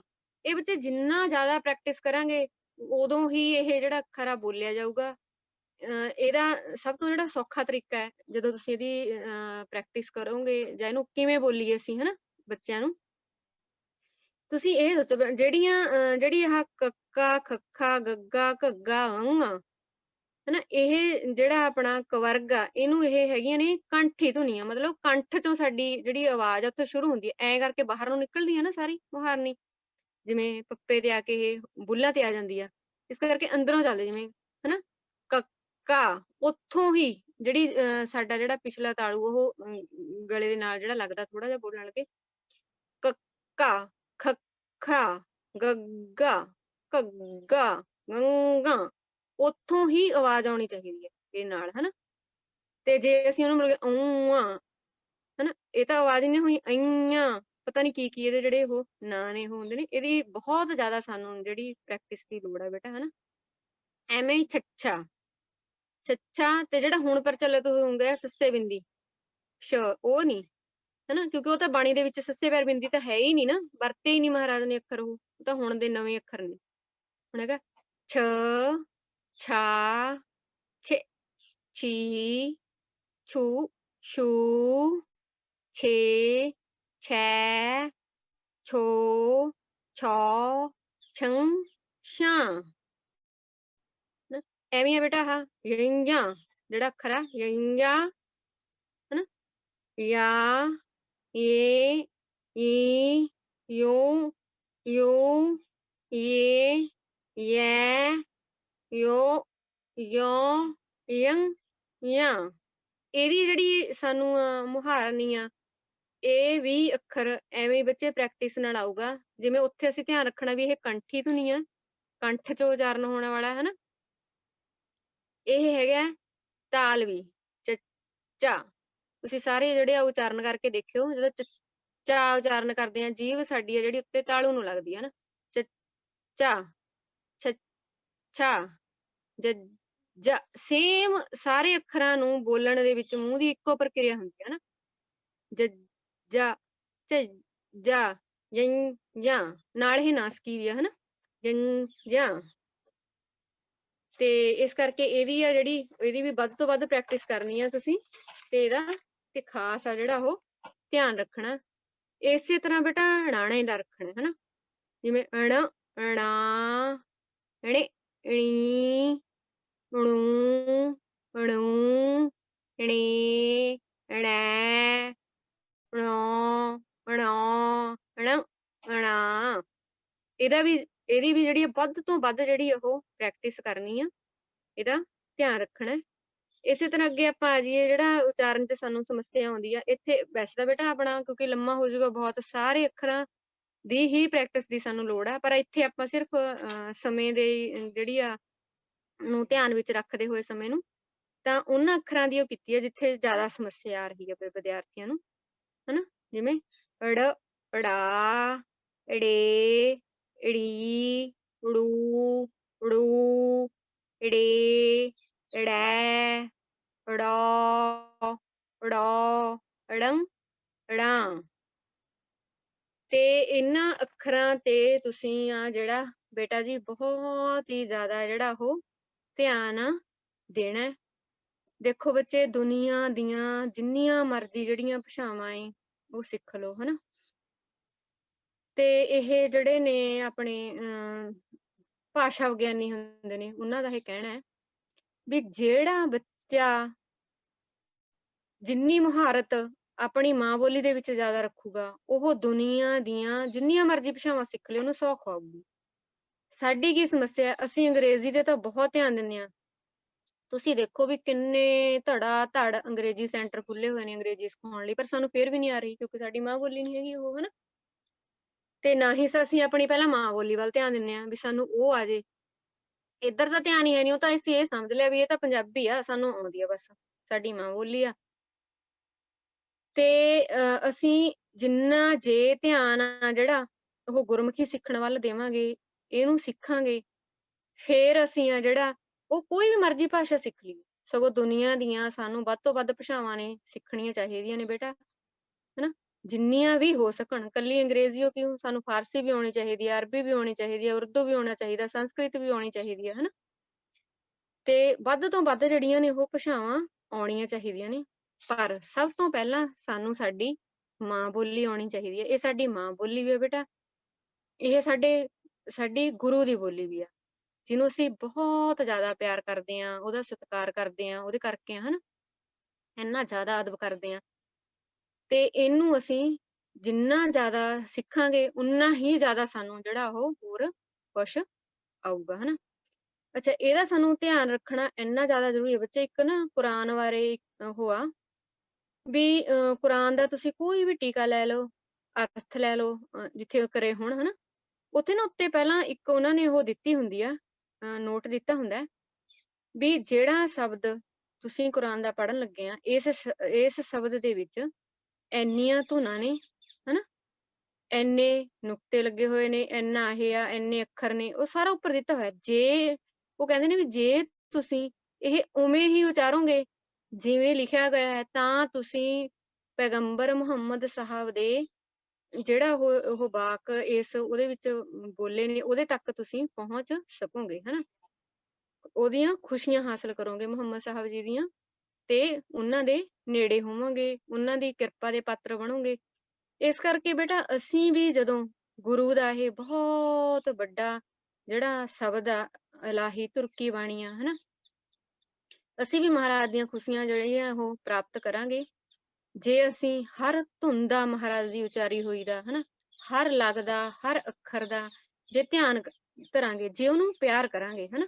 ਜਿਵੇਂ ਹੁਣ ਆਪਾਂ ਪੁਰਾਤਨ ਗੁਰਸਿੱਖ ਆਪਣਾ ਟਾਈਮ ਉਹ ਹੁੰਦਾ ਜਾਂਦਾ, ਉਹ ਦੇਖਾਂਗੇ ਉਹ ਬਹੁਤ ਜ਼ਿਆਦਾ ਜਿਹੜਾ ਉਹ ਪਿਆਰ ਕਰਦੇ ਨੇ ਬਾਣੀ ਨੂੰ ਤੇ ਸਿਖਾਉਂਦੇ ਨੇ, ਹਨਾ। ਜਿਵੇਂ ਮਹਾਰਾਜਾ ਰਣਜੀਤ ਸਿੰਘ ਨੇ ਗੁਰਮੁਖੀ ਸਿਖਾਉਣ ਦਾ ਵੱਡੇ ਪੱਧਰ ਤੇ ਪ੍ਰਬੰਧ ਕੀਤਾ। ਤੇ ਇੱਕ ਆਪਾਂ ਇੱਥੇ ਉਦਾਹਰਨ ਲਵਾਂਗੇ, ਇੱਕ ਨਾ ਪਾਕਿਸਤਾਨ ਵਾਲੀ ਸਾਈਡ ਤੇ ਸੀ ਆਪਣੇ ਗੁਰੂ ਨਾਨਕ ਦੇ ਮਿਸ਼ਨ ਨੇ ਉਹਦੇ ਬਾਰੇ ਇੱਕ ਟਰੈਕਟ ਵੀ ਛਾਪਿਆ। ਇਹ ਸੀ ਚਾਚਾ ਅਛਰ ਸਿੰਘ ਜੀ, ਹਨਾ। ਉਹ ਨਾ ਕੀ ਕਰਦੇ ਹੁੰਦੇ ਸੀ, ਪਿੰਡ ਦੇ ਵਿੱਚ ਇੱਕ ਗੁਰਦੁਆਰਾ ਸਾਹਿਬ ਦੇ ਵਿੱਚ ਡਾਲੀ ਕਰਦੇ ਸੀ ਭਾਈ ਅਛਰ ਸਿੰਘ ਜੀ। ਤੇ ਜਿਹੜੇ ਵੀ ਘਰ ਦੇ ਵਿੱਚੋਂ ਉਹ ਡਾਲੀ ਲੈਣ ਜਾਂਦੇ, ਹਨਾ, ਉਹਨਾਂ ਨੇ ਆਪਣੀ ਜ਼ਿੰਦਗੀ ਦਾ ਉਦੇਸ਼ ਮਿਥਿਆ ਹੋਇਆ ਸੀ ਵੀ ਮੈਂ ਗੁਰਮੁਖੀ ਸਿਖਾਉਣੀ ਆ। ਉਹ ਜਦੋਂ ਕੋਈ ਬੀਬੀ, ਭੈਣ, ਭਾਈ, ਜਿਹੜਾ ਵੀ ਕੋਈ ਉਹਨਾਂ ਨੂੰ ਪ੍ਰਸ਼ਾਦਾ, ਹਨਾ, ਪਾਉਣ ਆਉਂਦਾ, ਜਦੋਂ ਉਹ ਗਿਆ ਕਰਦੇ ਸੀ, ਤੇ ਉਹ ਕੀ ਉਹਨਾਂ ਨੂੰ ਨਾ ਇੱਕ ਉਹ ਦਿੰਦੇ ਰੋਜ਼, ਉਹਨਾਂ ਦੀ ਇੱਕ ਧੁਨ ਜਿਹੜੀ ਉਹ ਮੈਨੂੰ ਯਾਦ ਆ, ਉਹ ਬੋਲਦੇ ਸੀ, ਉੱਥੇ ਲਿਖਿਆ ਹੋਇਆ ਉਸ ਟਰੈਕ ਦੇ ਵਿੱਚ, ਹਨਾ। ਉਹ ਹਮੇਸ਼ਾ ਗਾ ਕੇ ਵੀ ਭਾਈ ਤੁਸੀਂ ਇਹ ਗਾਇਆ ਕਰੋ, ਊੜਾ ਆੜਾ ਈੜੀ ਸੱਸਾ ਹਾਹਾ ਕਰਕੇ ਜਾਣੀ ਗੁਰੂ ਨਾਨਕ ਤੇਰੀ ਬਾਣੀ। ਇਹਦੇ ਨਾਲ ਕੀ ਸੀ, ਉਹ ਜਿਹੜੀ ਮਾਈ ਸੀ ਜਾਂ ਕੋਈ ਭੈਣ, ਬੀਬੀ, ਬਜ਼ੁਰਗ, ਬੱਚੀ ਜਾਂ ਕੋਈ ਭਾਈ ਆਉਂਦਾ ਸੀ ਉਹਨੂੰ ਪਾਉਣ, ਉਹ ਸਾਰਾ ਦਿਨ ਇਹ ਉਚਾਰਦਾ ਰਹਿੰਦਾ, ਹਨਾ। ਕਿੰਨੇ ਕਿੰਨੇ ਦਿਨ ਉਹ ਹਮੇਸ਼ਾ ਜਦੋਂ ਵੀ ਪ੍ਰਸ਼ਾਦਾ ਪਾਉਣਾ ਤਾਂ ਉਹਨਾਂ ਨੇ ਇਹੀ ਗੱਲ ਕਹਿਣਾ ਵੀ ਤੁਸੀਂ ਇਹ ਗਾਉਂਦੇ ਰਿਹਾ ਕਰੋ, ਹਨਾ। ਤੇ ਜਦੋਂ ਉਸ ਬੀਬੀ ਨੂੰ ਪੁੱਛਣਾ ਵੀ ਭਾਈ ਉਹ ਪਿਛਲਾ ਪੱਕਾ ਹੋ ਗਿਆ ਤੇਰਾ, ਹਨਾ, ਊੜਾ ਆੜਾ ਈੜੀ ਹਾਹਾ ਤੱਕ ਪੱਕਾ ਹੋ ਗਿਆ, ਅਗਲਾ ਉਹਨਾਂ ਨੇ ਅਗਲਾ ਨੈਕਸਟ ਦੇ ਦੇਣਾ, ਕੱਕਾ ਖੱਖਾ ਗੱਗਾ ਘੱਗਾ ਗੰਗਾ ਕਰਕੇ ਜਾਣੀ ਗੁਰੂ ਨਾਨਕ ਤੇਰੀ ਬਾਣੀ। ਤੇ ਇਸ ਨਾਲ ਕੀ ਹੁੰਦਾ, ਉਹ ਨੈਕਸਟ ਲਾਈਨ ਪੱਕੀ ਕਰਵਾ ਦਿੰਦੇ। ਐਵੇਂ ਐਵੇਂ ਕਰਕੇ ਉਹ ਉਹਨਾਂ ਬੀਬੀਆਂ ਨੂੰ, ਜਿਨ੍ਹਾਂ ਨੂੰ ਆਪਾਂ ਕਹਾਂਗੇ ਅਨਪੜ੍ਹ ਬੀਬੀਆਂ, ਘਰੇ ਰਹਿਣ ਵਾਲੀਆਂ, ਕੰਮਕਾਜ ਕਰਨ ਵਾਲੀਆਂ, ਉਹਨਾਂ ਨੂੰ ਐਵੇਂ ਐਵੇਂ ਕਰਕੇ ਪਹਿਲਾਂ ਗੁਰਬਾਣੀ ਅੱਖਰ 35 ਅੱਖਰ ਸਿਖਾਉਂਦੇ, ਫਿਰ ਮੁਹਾਰਨੀ ਸਿਖਾਉਂਦੇ, ਤੇ ਉਹ ਤੋਂ ਬਾਅਦ ਉਹ ਕੀ ਕਰਦੇ, ਗੁਰਬਾਣੀ ਪੜ੍ਹਨੀ ਲਿਖਣੀ ਸਿਖਾ ਦਿੰਦੇ, ਪੜ੍ਹਨੀ ਤਾਂ ਜ਼ਰੂਰ ਸਿਖਾ ਦਿੰਦੇ ਹੁੰਦੇ, ਹਨਾ। ਤੇ ਹੁਣ ਸਾਡੇ ਕੋਲੇ ਉਹ ਜਿਹੜੇ ਗੁਰਸਿੱਖ ਨੇ, ਹੁਣ ਹੈਗੇ ਵੀ ਨੇ, ਸਾਨੂੰ ਹਨਾ ਲੱਭਣੇ ਪੈਣੇ ਨੇ। ਤੇ ਜਾਂ ਅਸੀਂ ਆਪ ਵੀ ਤਾਂ ਉਹੋ ਜਿਹੇ ਹੋ ਸਕਦੇ ਹਾਂ, ਅਸੀਂ ਉਹਨਾਂ ਦੇ ਵਾਰਸ ਹਾਂ ਖਾਲਸੇ ਦੇ। ਅਸੀਂ ਵੀ ਆਪਣੀ ਜਿਹੜੀ ਜ਼ਿੰਦਗੀ ਹੈ ਬੱਚੇ, ਜਿਵੇਂ ਭਾਈ ਸਾਹਿਬ ਤੁਹਾਡੇ ਲਈ ਇੰਨਾ ਕੁਛ ਕਰ ਰਹੇ ਨੇ, ਦਿਨ ਰਾਤ ਲੱਗੇ ਹੋਏ ਨੇ, ਭਾਈ ਜਸਵਿੰਦਰ ਸਿੰਘ ਜੀ ਤੁਹਾਡਾ ਇੰਨਾ ਜਿਹੜਾ ਉਹ ਦਰਦਾਂ ਲਈ ਬੈਠੇ, ਮੇਰੇ ਬੱਚੇ ਪੜ੍ਹਨ ਸਿੱਖਣ, ਹਨਾ, ਵੱਡੀਆਂ ਵੱਡੀਆਂ ਨੌਕਰੀਆਂ ਪ੍ਰਾਪਤ ਕਰਨ, ਅਹੁਦਿਆਂ ਤੇ ਪਹੁੰਚਣ, ਬਾਣੀ ਪੜ੍ਹਨ, ਇਹਨਾਂ ਦੇ ਜੀਵਨ ਬਹੁਤ ਵੱਡੇ ਉੱਚੇ ਸੁੱਚੇ ਹੋਣ, ਤੁਸੀਂ ਉਹਨਾਂ ਦੇ ਉੱਤੇ ਜਿਹੜਾ ਉਹ ਖਰੇ ਉਤਰੋਗੇ ਬੇਟਾ ਜੀ।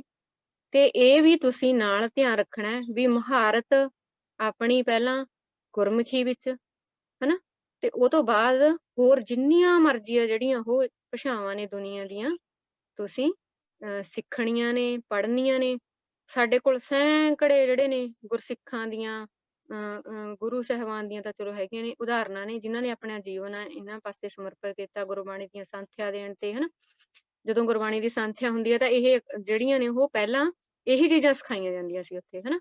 35 ਅੱਖਰ ਸਿਖਾਏ ਜਾਂਦੇ ਸੀ, ਮੁਹਾਰਨੀ ਸਿਖਾਈ ਜਾਂਦੀ ਸੀ, ਫੇਰ ਆ ਜਿਹੜਾ ਪੋਥੀ ਤੋਂ ਪਾਠ ਕਰਾਇਆ ਜਾਂਦਾ ਸੀ, ਫੇਰ ਬੱਚੇ ਨੂੰ ਗੁਰੂ ਗ੍ਰੰਥ ਸਾਹਿਬ ਦੇ ਜਿਹੜਾ ਉਹ ਨਾਲ ਜੋੜਿਆ ਜਾਂਦਾ ਸੀ, ਲੜ ਲਾਇਆ ਜਾਂਦਾ ਸੀ। ਤੇ ਇਸ ਕਰਕੇ ਬੱਚੇ ਤੁਸੀਂ ਇਹਨਾਂ ਟਾਈਮ ਹੋ ਗਿਆ ਵੀਰ ਜੀ, ਜਾਂ ਹੈਗਾ ਥੋੜਾ ਜਿਹਾ ਦੱਸਿਓ। 5 ਮਿੰਟ ਲੈ ਲਓ ਭੈਣ ਜੀ, ਹੋਰ 5 ਮਿੰਟ ਲੈ ਸਕਦੇ ਹੋ। ਠੀਕ ਹੈ ਵੀਰ ਜੀ, ਠੀਕ ਹੈ ਜੀ, ਧੰਨਵਾਦ। ਹਾਂਜੀ ਹਾਂਜੀ। ਤੇ ਇਸ ਕਰਕੇ ਸਾਨੂੰ ਜਿਹੜੀਆਂ ਬਹੁਤ ਜ਼ਿਆਦਾ ਬੱਚੀਆਂ ਵੀ ਇਸ ਗੱਲ ਤੇ ਧਿਆਨ ਦੇਣ, ਕਿਉਂਕਿ ਉਹਨਾਂ ਨੇ ਕੱਲ ਨੂੰ ਮਾਵਾਂ ਬਣਨਾ, ਬੱਚਿਆਂ ਨੂੰ ਸਿਖਾਉਣਾ। ਆਪਾਂ ਜਦੋਂ ਮਾਂ ਬੱਚਿਆਂ ਨੂੰ ਸਿਖਾਊਗੀ ਤਾਂ ਉਹ ਇੰਨਾ ਜ਼ਿਆਦਾ ਪਰਿਪੱਕ ਹੋਊਗਾ ਬੇਟਾ ਉਹਨਾਂ ਚੀਜ਼ਾਂ ਵਿੱਚ, ਕਿਉਂਕਿ ਸਕੂਲ ਜਾਣ ਤੱਕ ਉਹਨੂੰ ਸਾਰਾ ਕੁਛ ਆਉਂਦਾ ਹੋਊਗਾ, ਆਪਣੀ ਬੋਲੀ ਆਉਂਦੀ ਹੋਊਗੀ, ਹਨਾ, ਆਪਣੀਆਂ ਚੀਜ਼ਾਂ ਆਉਂਦੀਆਂ ਹੋਣਗੀਆਂ, ਉਹਨੂੰ ਮੁੱਢਲੀਆਂ ਜਿਹੜੀਆਂ ਉਹ ਸਿਖਾਉਣੀਆਂ ਨੇ ਤੁਸੀਂ ਸਾਰਿਆਂ ਨੇ। ਤੇ ਫਿਰ ਉਹ ਜਿੰਨਾ ਮਰਜ਼ੀ ਕੁਛ ਜਿਹੜਾ ਉਹ ਸਿੱਖ ਲੇ।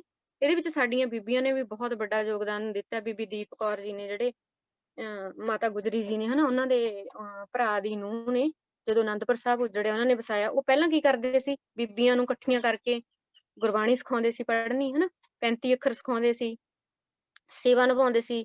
ਆਪਾਂ ਤੁਸੀਂ ਪਟਿਆਲੇ ਵਾਲੇ ਰਾਜੇ ਬਾਰੇ ਤਾਂ ਸਾਰਿਆਂ ਨੇ ਸੁਣਿਆ ਹੋਊਗਾ ਹਨਾ। ਰਾਜਾ ਆਲਾ ਜੀ ਇਹਨਾਂ ਦੀ ਬੇਟੀ ਸੀ ਬੀਬੀ ਪ੍ਰਧਾਨ ਕੌਰ। 1718 ਵਿੱਚ ਉਹਦਾ ਜਿਹੜਾ ਉਹ ਬਰਥ ਹੋਇਆ ਤੇ 1792 ਦੇ ਵਿੱਚ ਉਹ ਚੜਾਈ ਕੀਤੀ। ਉਹ ਬੀਬੀ ਕੀ ਕਰਦੀ ਸੀ, ਉਹ ਬਾਬਾ ਬੁੱਢਾ ਜੀ ਦੀ 5ਵੀਂ ਪੀੜ੍ਹੀ ਦੇ ਵਿੱਚੋਂ ਭਾਈ ਰਾਮ ਕੋਇਰ ਜੀ ਦੇ ਪੁੱਤਰ ਭਾਈ ਮੋਹਰ ਸਿੰਘ ਰੰਧਾਵਾ ਜੀ ਨਾਲ ਜਿਹੜੇ ਆ ਉਹ ਉਹਨਾਂ ਦਾ ਵਿਆਹ ਹੋਇਆ ਸੀ ਤੇ ਉਹਨਾਂ ਦਾ ਇੱਕ ਬੇਟਾ ਸੀ ਕਰਮ ਸਿੰਘ। ਛੇਤੀ ਚੜਾਈ ਕਰ ਗਏ। ਉਹ ਤੋਂ ਬਾਅਦ ਉਹ ਉਪਰਾਮ ਰਹਿਣ ਲੱਗ ਗਈ ਹਨਾ ਸੰਸਾਰ ਤੋਂ। ਇਹਨਾਂ ਨੇ ਰਾਜਾ ਆਲਾ ਜੀ ਨੇ ਕੀ ਕੀਤਾ, ਆਲਾ ਸਿੰਘ ਨੇ ਉਹਨੂੰ ਬਰਨਾਲੇ ਦੇ ਵਿੱਚ ਜਿਹੜੀ ਉਹਦੇ ਨਾਂ ਜਗੀਰ ਲਵਾਤੀ ਤੇ ਇੱਕ ਸੰਤ ਨਿੱਕਾ ਸਿੰਘ ਜੀ ਦੇ ਹਨਾ ਉੱਥੇ ਡੇਰੇ 'ਚ ਰਹਿੰਦੇ ਸੇਵਾ। ਉਹ ਬੀਬੀ ਫਿਰ ਇਹੀ ਸੇਵਾ ਕਰਦੀ ਸੀ, ਗੁਰਬਾਣੀ ਦੀ ਸੰਥਿਆ ਦਿੰਦੀ ਹਨਾ, ਗੁਰਮੁਖੀ ਸਿਖਾਉਂਦੀ ਤੇ ਨਾਲ ਉਹ ਕੀ ਕਰਦੀ ਸੀ, ਬਾਬਾ ਨਿੱਕਾ ਸਿੰਘ ਤੋਂ ਜਿਹੜੇ ਗੁਰਮੁਖੀ ਦੇ ਗ੍ਰੰਥ ਸੀ ਉਹ ਲਿਖਵਾਉਂਦੀ, ਅਨੁਵਾਦ ਕਰਦੀ, ਕਿਉਂਕਿ ਉਹਨਾਂ ਦੇ ਜਿਹੜੇ ਸਹੁਰੇ ਸੀ ਭਾਈ ਰਾਮ ਕੋਇਰ ਜੀ, ਭਾਈ ਗੁਰਬਖਸ਼ ਸਿੰਘ ਜੋ ਬੋਲਦੇ ਸੀ ਉਹ ਜਦੋਂ ਆਪਣੇ ਸਹੁਰੇ ਰਹਿੰਦੀ ਸੀ ਉਦੋਂ ਵੀ ਨੋਟਿੰਗ ਕਰਦੀ ਰਹਿੰਦੀ ਸੀ ਨਾਲ ਦੀ ਨਾਲ ਹਨਾ। ਤੇ ਇਸ ਕਰਕੇ ਸਾਡੀ ਇਹ ਜਿਹੜੀ ਬੇਟਾ ਗੁਰਮੁਖੀ ਨੂੰ ਸਿੱਖਣ ਦੀ ਬਹੁਤ ਜ਼ਿਆਦਾ ਜਿਹੜੀ ਵੱਡੀ ਪਰੰਪਰਾ ਹੈ। ਹਰ ਬੱਚਾ ਹੈ ਜਿਹੜਾ ਆਪਾਂ ਇੱਥੇ ਜੁੜੇ ਹੋਏ ਆ ਬੇਟਾ ਜੀ, ਆਪਣੀ ਜ਼ਿੰਮੇਵਾਰੀ ਸਮਝੀਏ। ਅਸੀਂ ਆਪਣੀ ਜਿਹੜੀ ਭਾਸ਼ਾ ਹੈ, ਸਾਡੀ ਲਿਪੀ ਹੈ ਜਿਹੜੀ ਹਨਾ, ਤੇ ਉਹਨੂੰ ਇੰਨਾ ਜ਼ਿਆਦਾ ਅੰਤਾਂ ਦਾ ਪਿਆਰ ਕਰੀਏ, ਉਹਦੇ ਨਾਲ ਜੁੜੀਏ ਹਨਾ, ਉਹਨੂੰ ਸਿੱਖੀਏ ਤੇ ਸਿਖਾਈਏ। ਫੇਰ ਹੀ ਅਸੀਂ ਜਿਹੜਾ ਗੁਰੂ ਦਾ ਜਿਹੜਾ ਸ਼ਬਦ ਆ ਉਹ ਚੰਗੀ ਤਰ੍ਹਾਂ ਜਿਹੜਾ ਸਿੱਖਾਂਗੇ, ਜੇ ਸਾਨੂੰ 35 ਅੱਖਰੀ ਜਾਂ ਗੁਰਮੁਖੀ ਆ ਜਿਹੜੀ ਆਉਂਦੀ ਹੋਊਗੀ। ਇੰਨੀਆਂ ਕੁ ਵਿਚਾਰਾਂ ਪ੍ਰਵਾਨ ਕਰਿਓ। ਭੁੱਲਾਂ ਚੁੱਕਾਂ ਦੀ ਖਿਮਾ। ਵਾਹਿਗੁਰੂ ਜੀ ਕਾ ਖਾਲਸਾ, ਵਾਹਿਗੁਰੂ ਜੀ ਕੀ ਫਤਿਹ। ਬਹੁਤ ਬਹੁਤ ਧੰਨਵਾਦ ਜੀ ਭੈਣ ਜੀ ਹਰਪ੍ਰੀਤ ਕੌਰ ਜੀ ਦਾ, ਜਿਨ੍ਹਾਂ ਨੇ ਬਹੁਤ ਹੀ ਪਿਆਰਾ ਵਿਸ਼ਾ ਲਿਆ ਸੀ ਗੁਰਮੁਖੀ ਤੇ ਗੁਰਬਾਣੀ। ਜਿਸ ਤਰ੍ਹਾਂ ਭੈਣ ਜੀ ਨੇ ਦੱਸਿਆ ਕਿ ਗੁਰਮੁਖੀ ਲਿਪੀ ਵਿੱਚ ਗੁਰਬਾਣੀ ਲਿਖੀ ਗਈ ਹੈ ਤੇ ਜਾਣਕਾਰੀ ਦਿੱਤੀ ਹੈ ਭੈਣ ਜੀ ਨੇ ਕਿ ਲਿਪੀ ਉਹ ਹੈ ਜਿਨ੍ਹਾਂ ਵਿੱਚ ਭਾਸ਼ਾ ਲਿਖੀ ਜਾਂਦੀ ਹੈ, ਔਰ ਗੁਰਮੁਖੀ ਗੁਰੂ ਦੇ ਮੁਖ ਵਿੱਚ ਉਚਾਰਨ ਕੀਤੀ ਹੋਈ, ਔਰ ਗੁਰਮੁਖੀ 35 ਅੱਖਰੀ ਹੈ। ਬਹੁਤ ਵਧੀਆ ਗੱਲ ਕਰੀ ਭੈਣ ਜੀ ਨੇ, ਕਿਉਂਕਿ ਗੁਰਮੁਖੀ ਤਾਈ ਵੀ ਸਾਡੇ ਗੁਰਮੁਖੀ ਜਦੋਂ ਅਸੀਂ ਸਿੱਖਣੀ ਹੈ ਤਾਂ ਗੁਰਮੁਖੀ ਤਾਈ ਵੀ ਸਾਡੇ 'ਚ ਜ਼ਰੂਰੀ ਹੋਣੀ ਚਾਹੀਦੀ ਹੈ। ਬਹੁਤ ਵਧੀਆ ਭੈਣ ਜੀ ਨੇ ਆਪਣੀ ਵਿਚਾਰਾਂ ਦੀ ਸਾਂਝ ਪਾਈ। ਔਰ ਜਿਸ ਤਰ੍ਹਾਂ ਭੈਣ ਜੀ ਨੇ ਦੱਸਿਆ ਆਪਣੀ ਮਾਂ ਬੋਲੀ, ਆਪਾਂ ਸਾਰੇ ਜਣੇ ਪੜ੍ਹਦੇ ਆ ਨਾ ਕਿ ਮਾਂ ਬੋਲੀ ਜੋ ਭੁੱਲ ਜਾਣਗੇ ਅੱਖਾਂ ਵਾਂਗੂ ਰੁੱਲ ਜਾਣਗੇ। ਇਸ ਕਰਕੇ ਸਾਨੂੰ ਮਾਂ ਬੋਲੀ ਦਾ ਵੀ ਸਤਿਕਾਰ ਕਰਨਾ ਚਾਹੀਦਾ ਹੈ। ਔਰ ਹੁਣ ਅਸੀਂ ਬੇਨਤੀ ਕਰਾਂਗੇ ਕਿ ਉਹਨਾਂ ਬੱਚਿਆਂ ਦੇ ਹੈਂਡ ਰੇਜ਼ ਹੋ ਜਾਣ ਜਿਨ੍ਹਾਂ ਬੱਚਿਆਂ ਨੇ ਇਸ ਵਿਸ਼ੇ ਤੇ ਗੱਲ ਕਰਨੀ ਹੈ। ਤੇ ਆਪਣੇ ਕੋਲੇ ਥੋੜਾ ਸਮਾਂ 10 ਮਿੰਟ ਦਾ ਹੈਗਾ, ਬੱਚਿਆਂ ਦੇ ਹੈਂਡ ਰੇਜ਼ ਪੈਂਦੀ ਆਪਾਂ ਲੈ ਲੈਂਦੇ ਹਾਂ। ਕਿਸੇ ਬੱਚੇ ਦਾ ਕੋਈ ਸਵਾਲ ਹੁੰਦਾ ਤਾਂ ਬੱਚਾ ਜ਼ਰੂਰ ਆਪ ਜੀ ਨਾਲ ਕਰ ਸਕੇ। ਤੇ ਬੇਨਤੀ ਹੈ ਬੱਚਿਆਂ ਨੂੰ ਕਿ ਬੱਚੇ ਉਹ ਸਵਾਲ ਕਰਨ ਔਰ ਇਸ ਵਿਸ਼ੇ ਤੇ ਹੀ ਸਵਾਲ ਕਰਨ ਬੱਚੇ ਜੀ। ਆਪਾਂ ਹੁਣ ਹੈਂਡ ਰੇਜ਼ ਲੈ ਲਈਏ ਜੀ। ਵਾਹਿਗੁਰੂ ਜੀ ਕਾ ਖਾਲਸਾ, ਵਾਹਿਗੁਰੂ ਜੀ ਕੀ ਫਤਿਹ। ਵਾਹਿਗੁਰੂ ਜੀ ਕੀ ਫਤਿਹ। ਵਾਹਿਗੁਰੂ ਜੀ, ਮੇਰਾ ਕੁਐਸਚਨ ਸੀ ਕਿ 35 ਅੱਖਰ ਦਾ ਜਿਹੜਾ ਦੂਸਰਾ ਅੱਖਰ ਹੈ ਉਹਨੂੰ ਐੜਾ ਬੋਲੀਦਾ ਹੈ ਕਿ ਆੜਾ ਬੋਲੀਦਾ ਹੈ? ਹਾਂਜੀ, ਇਹ ਬੇਟਾ ਖੇਤਰੀ ਕਰਕੇ ਨਾ, ਇਹ ਜਿਵੇਂ ਆਪਾਂ ਕਹਿੰਦੇ ਉਪ ਬੋਲੀਆਂ ਨੇ ਹਨਾ, ਕਈ ਥਾਵਾਂ ਤੇ ਇਹ ਆੜਾ ਬੋਲਿਆ ਜਾਂਦਾ ਹੈ ਤੇ ਕਈ ਥਾਵਾਂ ਤੇ ਇਹ ਐੜਾ ਬੋਲਿਆ ਜਾਂਦਾ। ਇਹਦਾ ਖੇਤਰੀ ਪ੍ਰਭਾਵ ਜ਼ਿਆਦਾ ਹੁੰਦਾ ਹੈ ਨਾ ਇਹਦੇ ਉੱਤੇ। ਤੇ ਤੁਸੀਂ ਇਹ ਕੋਈ ਉਹ ਨਹੀਂ, ਤੁਸੀਂ ਆੜਾ ਵੀ ਬੋਲ ਸਕਦੇ ਆ ਤੇ ਐੜਾ ਵੀ ਬੋਲ ਸਕਦੇ ਆ। ਇਹ ਤਾਂ ਨਾਂ ਹੈ ਬੇਟਾ ਅੱਖਰ ਦਾ, ਧੁਨੀ ਇਹਦੀ ਅ ਹੀ ਰਹਿਣੀ ਆ। ਜ਼ਿਆਦਾ ਆਪਾਂ ਧੁਨੀ ਆ ਅ। ਹਾਂਜੀ ਅੱਗੇ ਬੇਟਾ।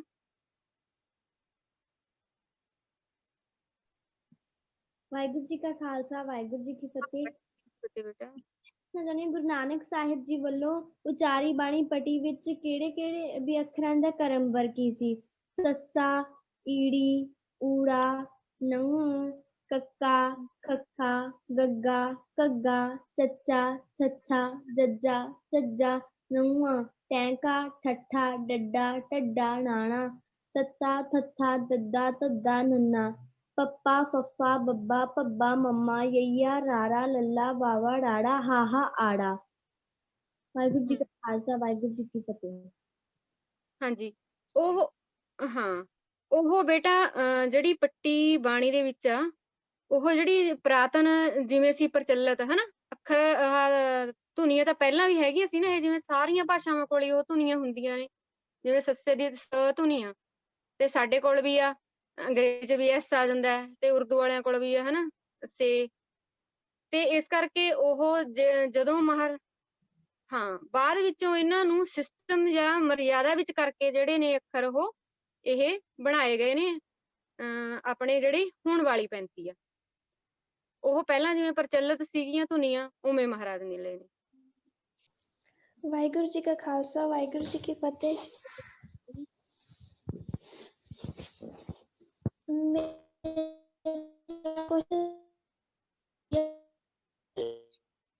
ਬੇਟਾ ਆਵਾਜ਼ ਨਹੀਂ ਸਾਫ਼ ਆ ਰਹੀ ਆਪ ਜੀ ਦੀ। ਅਗਲਾ ਬੱਚਾ ਲੈ ਜਾਵੇ ਜੀ, ਨੈਟਵਰਕ 'ਚ ਪ੍ਰੋਬਲਮ ਹੈ ਬੱਚੇ ਦੀ।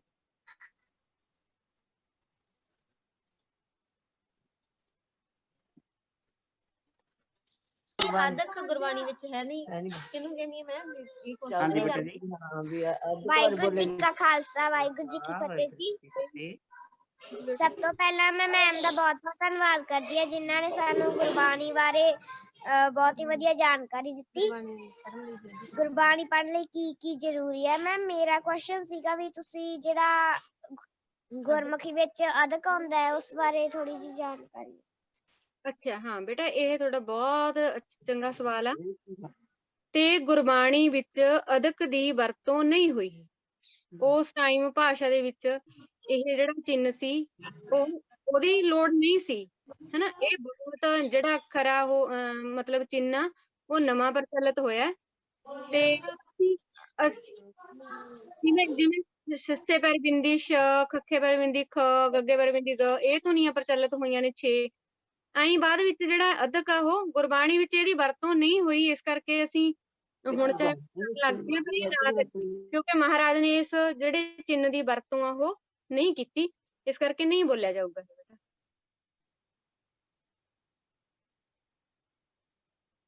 ਹਾਂਜੀ ਅੱਗੇ ਬੇਟਾ।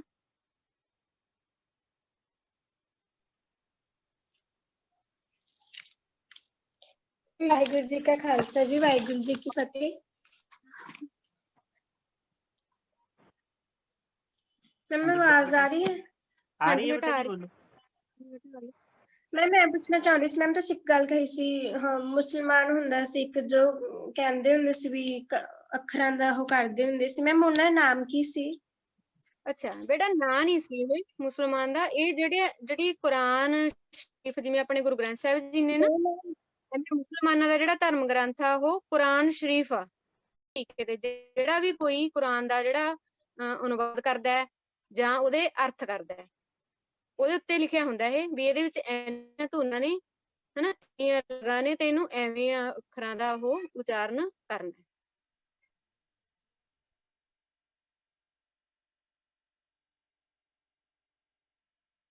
ਹਾਂਜੀ ਅੱਗੇ ਬੇਟਾ ਜੀ ਕੋਈ ਕਿਸ ਬੱਚੇ ਦਾ ਸਵਾਲ? ਵਾਹਿਗੁਰੂ ਜੀ ਕਾ ਖਾਲਸਾ ਵਾਹਿਗੁਰੂ ਜੀ ਕੀ ਫਤਿਹ। ਤੇ ਹਾਂਜੀ ਸਭ ਤੋਂ ਪਹਿਲਾਂ ਮੈਂ ਮੈਮ ਦਾ ਬਹੁਤ ਬਹੁਤ ਧੰਨਵਾਦ ਕਰਦੀ ਹਾਂ, ਉਹਨਾਂ ਨੇ ਸਾਨੂੰ ਬਹੁਤ ਵਧੀਆ ਸਿੱਖਿਆ ਦਿੱਤੀ। ਮੈਂ ਮੇਰਾ ਕੁਐਸਚਨ ਹੈ ਮੈਮ, ਤੁਸੀਂ ਬੋਲਿਆ ਸੀ ਹਿੰਬਰੂ, ਇਸ ਦਾ ਮੀਨਿੰਗ ਕੀ ਹੈ? ਹਾਂਜੀ ਮੈਮ ਤੁਸੀਂ ਹਿੰਬਰੂ ਬੋਲਿਆ ਸੀ, ਇਸ ਦਾ ਮੀਨਿੰਗ ਕੀ ਹੈ? ਹਿਬਰੂ ਬੇਟਾ ਇਹ ਭਾਸ਼ਾ ਇੱਕ ਜਿਵੇਂ ਸਾਡੀ ਪੰਜਾਬੀ ਭਾਸ਼ਾ ਹੈ ਹਨਾ। ਇਜ਼ਰਾਈਲ ਦੇਸ਼ ਤੁਸੀਂ ਸੁਣਿਆ ਹੋਊਗਾ ਨਾ ਸਾਰਿਆਂ ਨੇ, ਇਜ਼ਰਾਈਲ ਦੇਸ਼ ਦਾ ਨਾਂ, ਉੱਥੋਂ ਦੀ ਇਹ ਭਾਸ਼ਾ ਜਿਵੇਂ ਪੰਜਾਬ ਦੀ ਸਾਡੀ ਪੰਜਾਬੀ ਭਾਸ਼ਾ ਹੈ। ਇਸ ਤਰੀਕੇ ਨਾਲ ਹਿਬਰੂ ਇੱਕ ਭਾਸ਼ਾ ਹੈ ਜਿਹਦੇ ਵਿੱਚ ਬਾਈਬਲ ਸਭ ਤੋਂ ਪਹਿਲਾਂ ਲਿਖੀ ਗਈ ਸੀ। ਜਿਵੇਂ ਹੁਣ ਤਾਂ ਸਾਨੂੰ ਜਿਹੜੀ ਬਾਈਬਲ ਆ ਉਹ ਅੰਗਰੇਜ਼ੀ ਦੇ ਵਿੱਚ ਪ੍ਰਾਪਤ ਹੁੰਦੀ ਹੈ ਨਾ, ਜਿਹੜੀ ਸਭ ਤੋਂ ਪਹਿਲਾਂ ਬਾਈਬਲ ਆ ਜਿਹੜੀ ਲਿਖੀ ਗਈ ਸੀ ਹਨਾ, ਪਵਿੱਤਰ ਧਰਮ ਗ੍ਰੰਥ, ਉਹ ਹਿਬਰੂ ਦੇ ਵਿੱਚ ਜਿਹੜਾ ਉਹ ਲਿਖਿਆ ਗਿਆ ਸੀ। ਤੇ ਲਿਪੀ ਵੀ ਹਿਬਰੂ ਸੀ ਤੇ ਭਾਸ਼ਾ ਵੀ ਹਿਬਰੂ ਸੀ। ਇੱਕ ਭਾਸ਼ਾ ਦਾ ਨਾਂ ਹੈ ਜਿਵੇਂ ਅੰਗਰੇਜ਼ੀ, ਪੰਜਾਬੀ, ਹਿੰਦੀ, ਉਰਦੂ, ਸੰਸਕ੍ਰਿਤ ਐਵੇਂ। ਹਾਂਜੀ ਬੇਟਾ ਅੱਗੇ।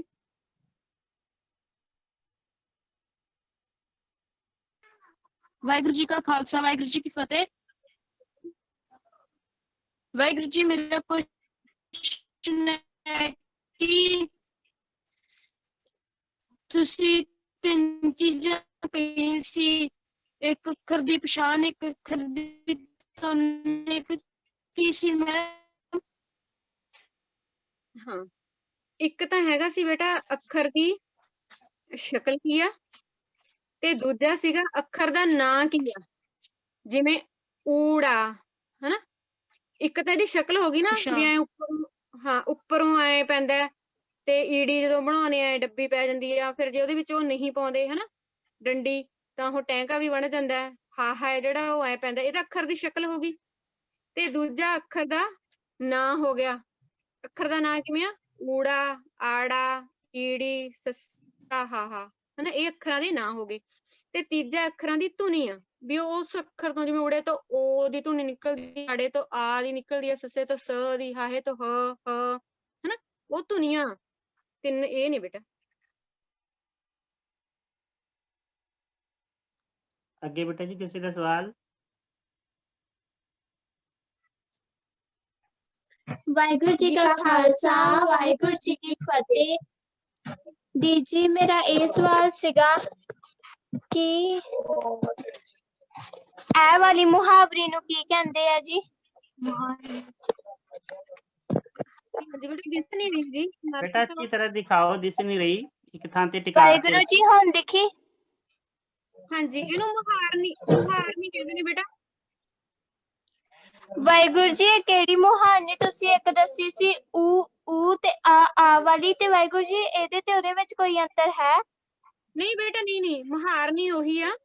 ਇਹ ਜਿਹੜੇ ਆ ਈ ਹਨਾ, ਇਹ ਸਾਰੀ ਜਿਹਦੇ ਨਾਲ ਵੀ ਲਗਾਂ ਲੱਗਦੀਆਂ ਨੇ ਹਨਾ, ਜਿਵੇਂ ਮੈਂ ਬੋਲੀ ਸੀ ਇਹ ਈ ਹਨਾ, ਇਹ ਹੈਗੀ ਆ ਸਿਹਾਰੀ ਦਾ ਨਾਂ, ਉਹਦੀ ਧੁਨ, ਸਿਹਾਰੀ ਦੀ ਧੁਨ ਹਨਾ।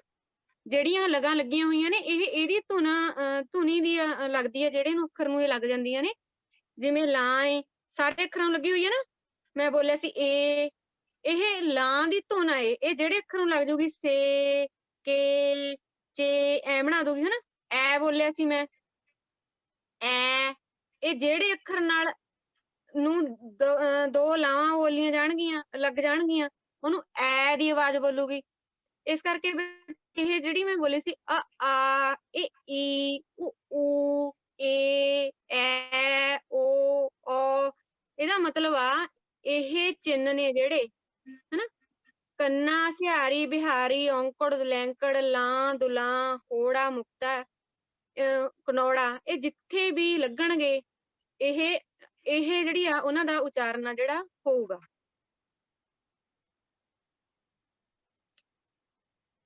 ਹਾਂਜੀ बेटा जी, ਹੋਰ ਕਿਸੇ ਬੱਚੇ ਦਾ ਸਵਾਲ ਹੋਵੇ? ਖਾਲਸਾ ਵਾਹਿਗੁਰੂ ਜੀ ਕੀ ਫਤਿਹ ਜੀ। ਬੇਟਾ ਜੀ ਮੇਰਾ ਸਵਾਲ ਸੀਗਾ ਵੀ ਕਈ ਅੱਖਰ ਆਏ ਨੇ ਪੰਜਾਬੀ ਵਿੱਚ, ਜਿਵੇਂ ਵਈਆਂ, ਆਈਆਂ ਤੇ ਨਾਣਾ, ਇਹਨਾਂ ਦਾ ਯੂਜ਼ ਕਿਉਂ ਨਹੀਂ ਹੁੰਦਾ ਜੀ, ਇਹ ਖਾਲੀ ਕਿਉਂ ਹੁੰਦੇ ਨੇ? ਅੱਛਾ, ਇਹਨਾਂ ਦਾ ਯੂਜ਼ ਬੇਟਾ ਹੁਣ ਨਹੀਂ ਹੁੰਦਾ ਹਨਾ, ਕਿਉਂਕਿ ਜਦੋਂ ਜਿਵੇਂ ਜਿਵੇਂ ਭਾਸ਼ਾ ਵਿਕਾਸ ਕਰਦੀਆਂ ਜਾਂਦੀਆਂ ਨੇ ਜਾਂ ਖਿੱਤਿਆਂ ਦਾ ਫਰਕ ਪੈਂਦਾ ਜਾਂਦਾ। ਹੁਣ ਜਿਵੇਂ ਤੁਸੀਂ ਦੇਖੋ, ਆਪਾਂ ਕਿੰਨੇ ਲਫ਼ਜ਼ ਸਹਿਜ ਸੁਭਾਅ ਅੰਗਰੇਜ਼ੀ ਦੇ ਬੋਲ ਜਾਂਦੇ ਆ ਨਾ, ਤੇ ਦੂਜੇ ਅੱਖਰ ਜਿਹੜੇ ਉਹ ਪਿੱਛੇ ਛੱਡੀ ਜਾਂਦੇ ਆ। ਇਸ ਕਰਕੇ ਜਿਹੜੀ ਪਹਿਲਾਂ ਪੰਜਾਬੀ ਆ, ਗੁਰਬਾਣੀ ਦੇ ਵਿੱਚ ਤਾਂ ਇਹਨਾਂ ਦਾ ਹੋਇਆ ਉਚਾਰਨ ਨਾਣੇ ਦਾ ਵੀ ਆ, ਗੰਗੇ ਤੋਂ ਵੀ ਅੱਖਰ ਜਾਂਦਾ ਹਨਾ, ਗੰਗਾ ਗਿਆ ਨਹੀਂ ਮੁਖ ਬਾਤੋ ਹਨਾ, ਤੇ ਨਾਣੀ ਦਾ ਵੀ ਉਚਾਰਨ ਆ ਮੂਰੇ, ਤੇ ਗੁਰਬਾਣੀ ਵਿੱਚ ਤਾਂ ਸਾਰਿਆਂ ਦਾ ਹੈਗਾ। ਇਸ ਕਰਕੇ ਹੌਲੀ ਹੌਲੀ ਜਿਵੇਂ ਹੁਣ ਗੰਗਾ ਗਈਆਂ, ਇਸੇ ਕਰਕੇ ਬੱਚੇ ਨੇ ਜਿਹੜੇ ਇਹਨਾਂ ਦਾ ਉਚਾਰਨ ਭੁੱਲ ਗਏ ਨੇ। ਹੁਣ ਜਿਹੜਾ ਅੱਗੇ ਆ ਭੱਬਾ ਹਨਾ, ਤੁਹਾਨੂੰ ਦੱਸਿਆ ਸੀਗਾ, ਜਾਂ ਜੇ ਅਸੀਂ ਨਹੀਂ ਧਿਆਨ ਦੇਵਾਂਗੇ ਇਹਨਾਂ ਦੇ ਉਚਾਰਨ ਵੱਲ, ਤਾਂ ਹੌਲੀ ਹੌਲੀ ਅਸੀਂ ਇਹਨਾਂ ਨੂੰ ਵੀ ਛੱਡਦੇ ਜਾਵਾਂਗੇ ਹਨਾ, ਲਿਖਤ ਵਿੱਚ ਉਵੇਂ ਆਈ ਜਾਣਗੇ ਜਿਵੇਂ ਬੋਲੀ ਜਾਵਾਂਗੇ।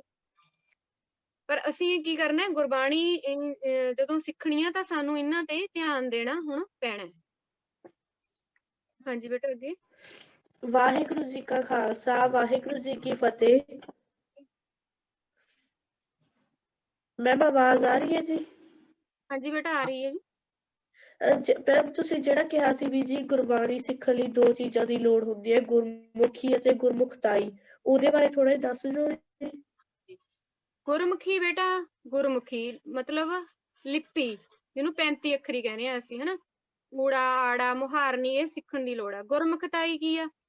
ਸਾਨੂੰ ਬਾਣੀ ਦਾ ਸਿੱਖੀ ਜਿਹਨੂੰ ਆਪਾਂ ਕਹਾਂਗੇ ਹਨਾ, ਜਿਹਦੇ ਵਿੱਚ ਅਸੀਂ ਨਿਤਨੇਮੀ ਹੋਈਏ ਹਨਾ, ਗੁਰਬਾਣੀ ਦਾ ਸਤਿਕਾਰ ਕਰੀਏ।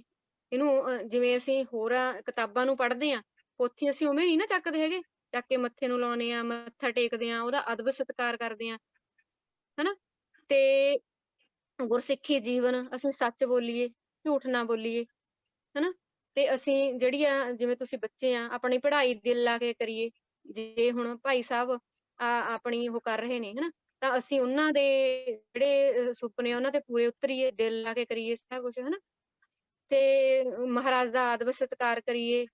ਤੇ ਜਦੋਂ ਵੀ ਬਾਣੀ ਪੜ੍ਹਨੀ ਆ, ਇਹ ਬੇਟਾ ਮਹਿਸੂਸ ਕਰਕੇ ਪੜ੍ਹੀਏ ਵੀ ਇਹ ਧੁਰੋਂ ਆਇਆ ਹੋਇਆ ਜਿਹੜਾ ਗੁਰੂ ਦਾ ਗਿਆਨ ਆ, ਜਿਹੜਾ ਸਾਨੂੰ ਪ੍ਰਾਪਤ ਹੋਇਆ ਹੈ, ਹਨਾ, ਅਸੀਂ ਇਹਦੇ ਵਿੱਚੋਂ ਜੀਵਨ ਬਦਲਣਾ ਇਹਨੇ ਸਾਡਾ, ਹਨਾ।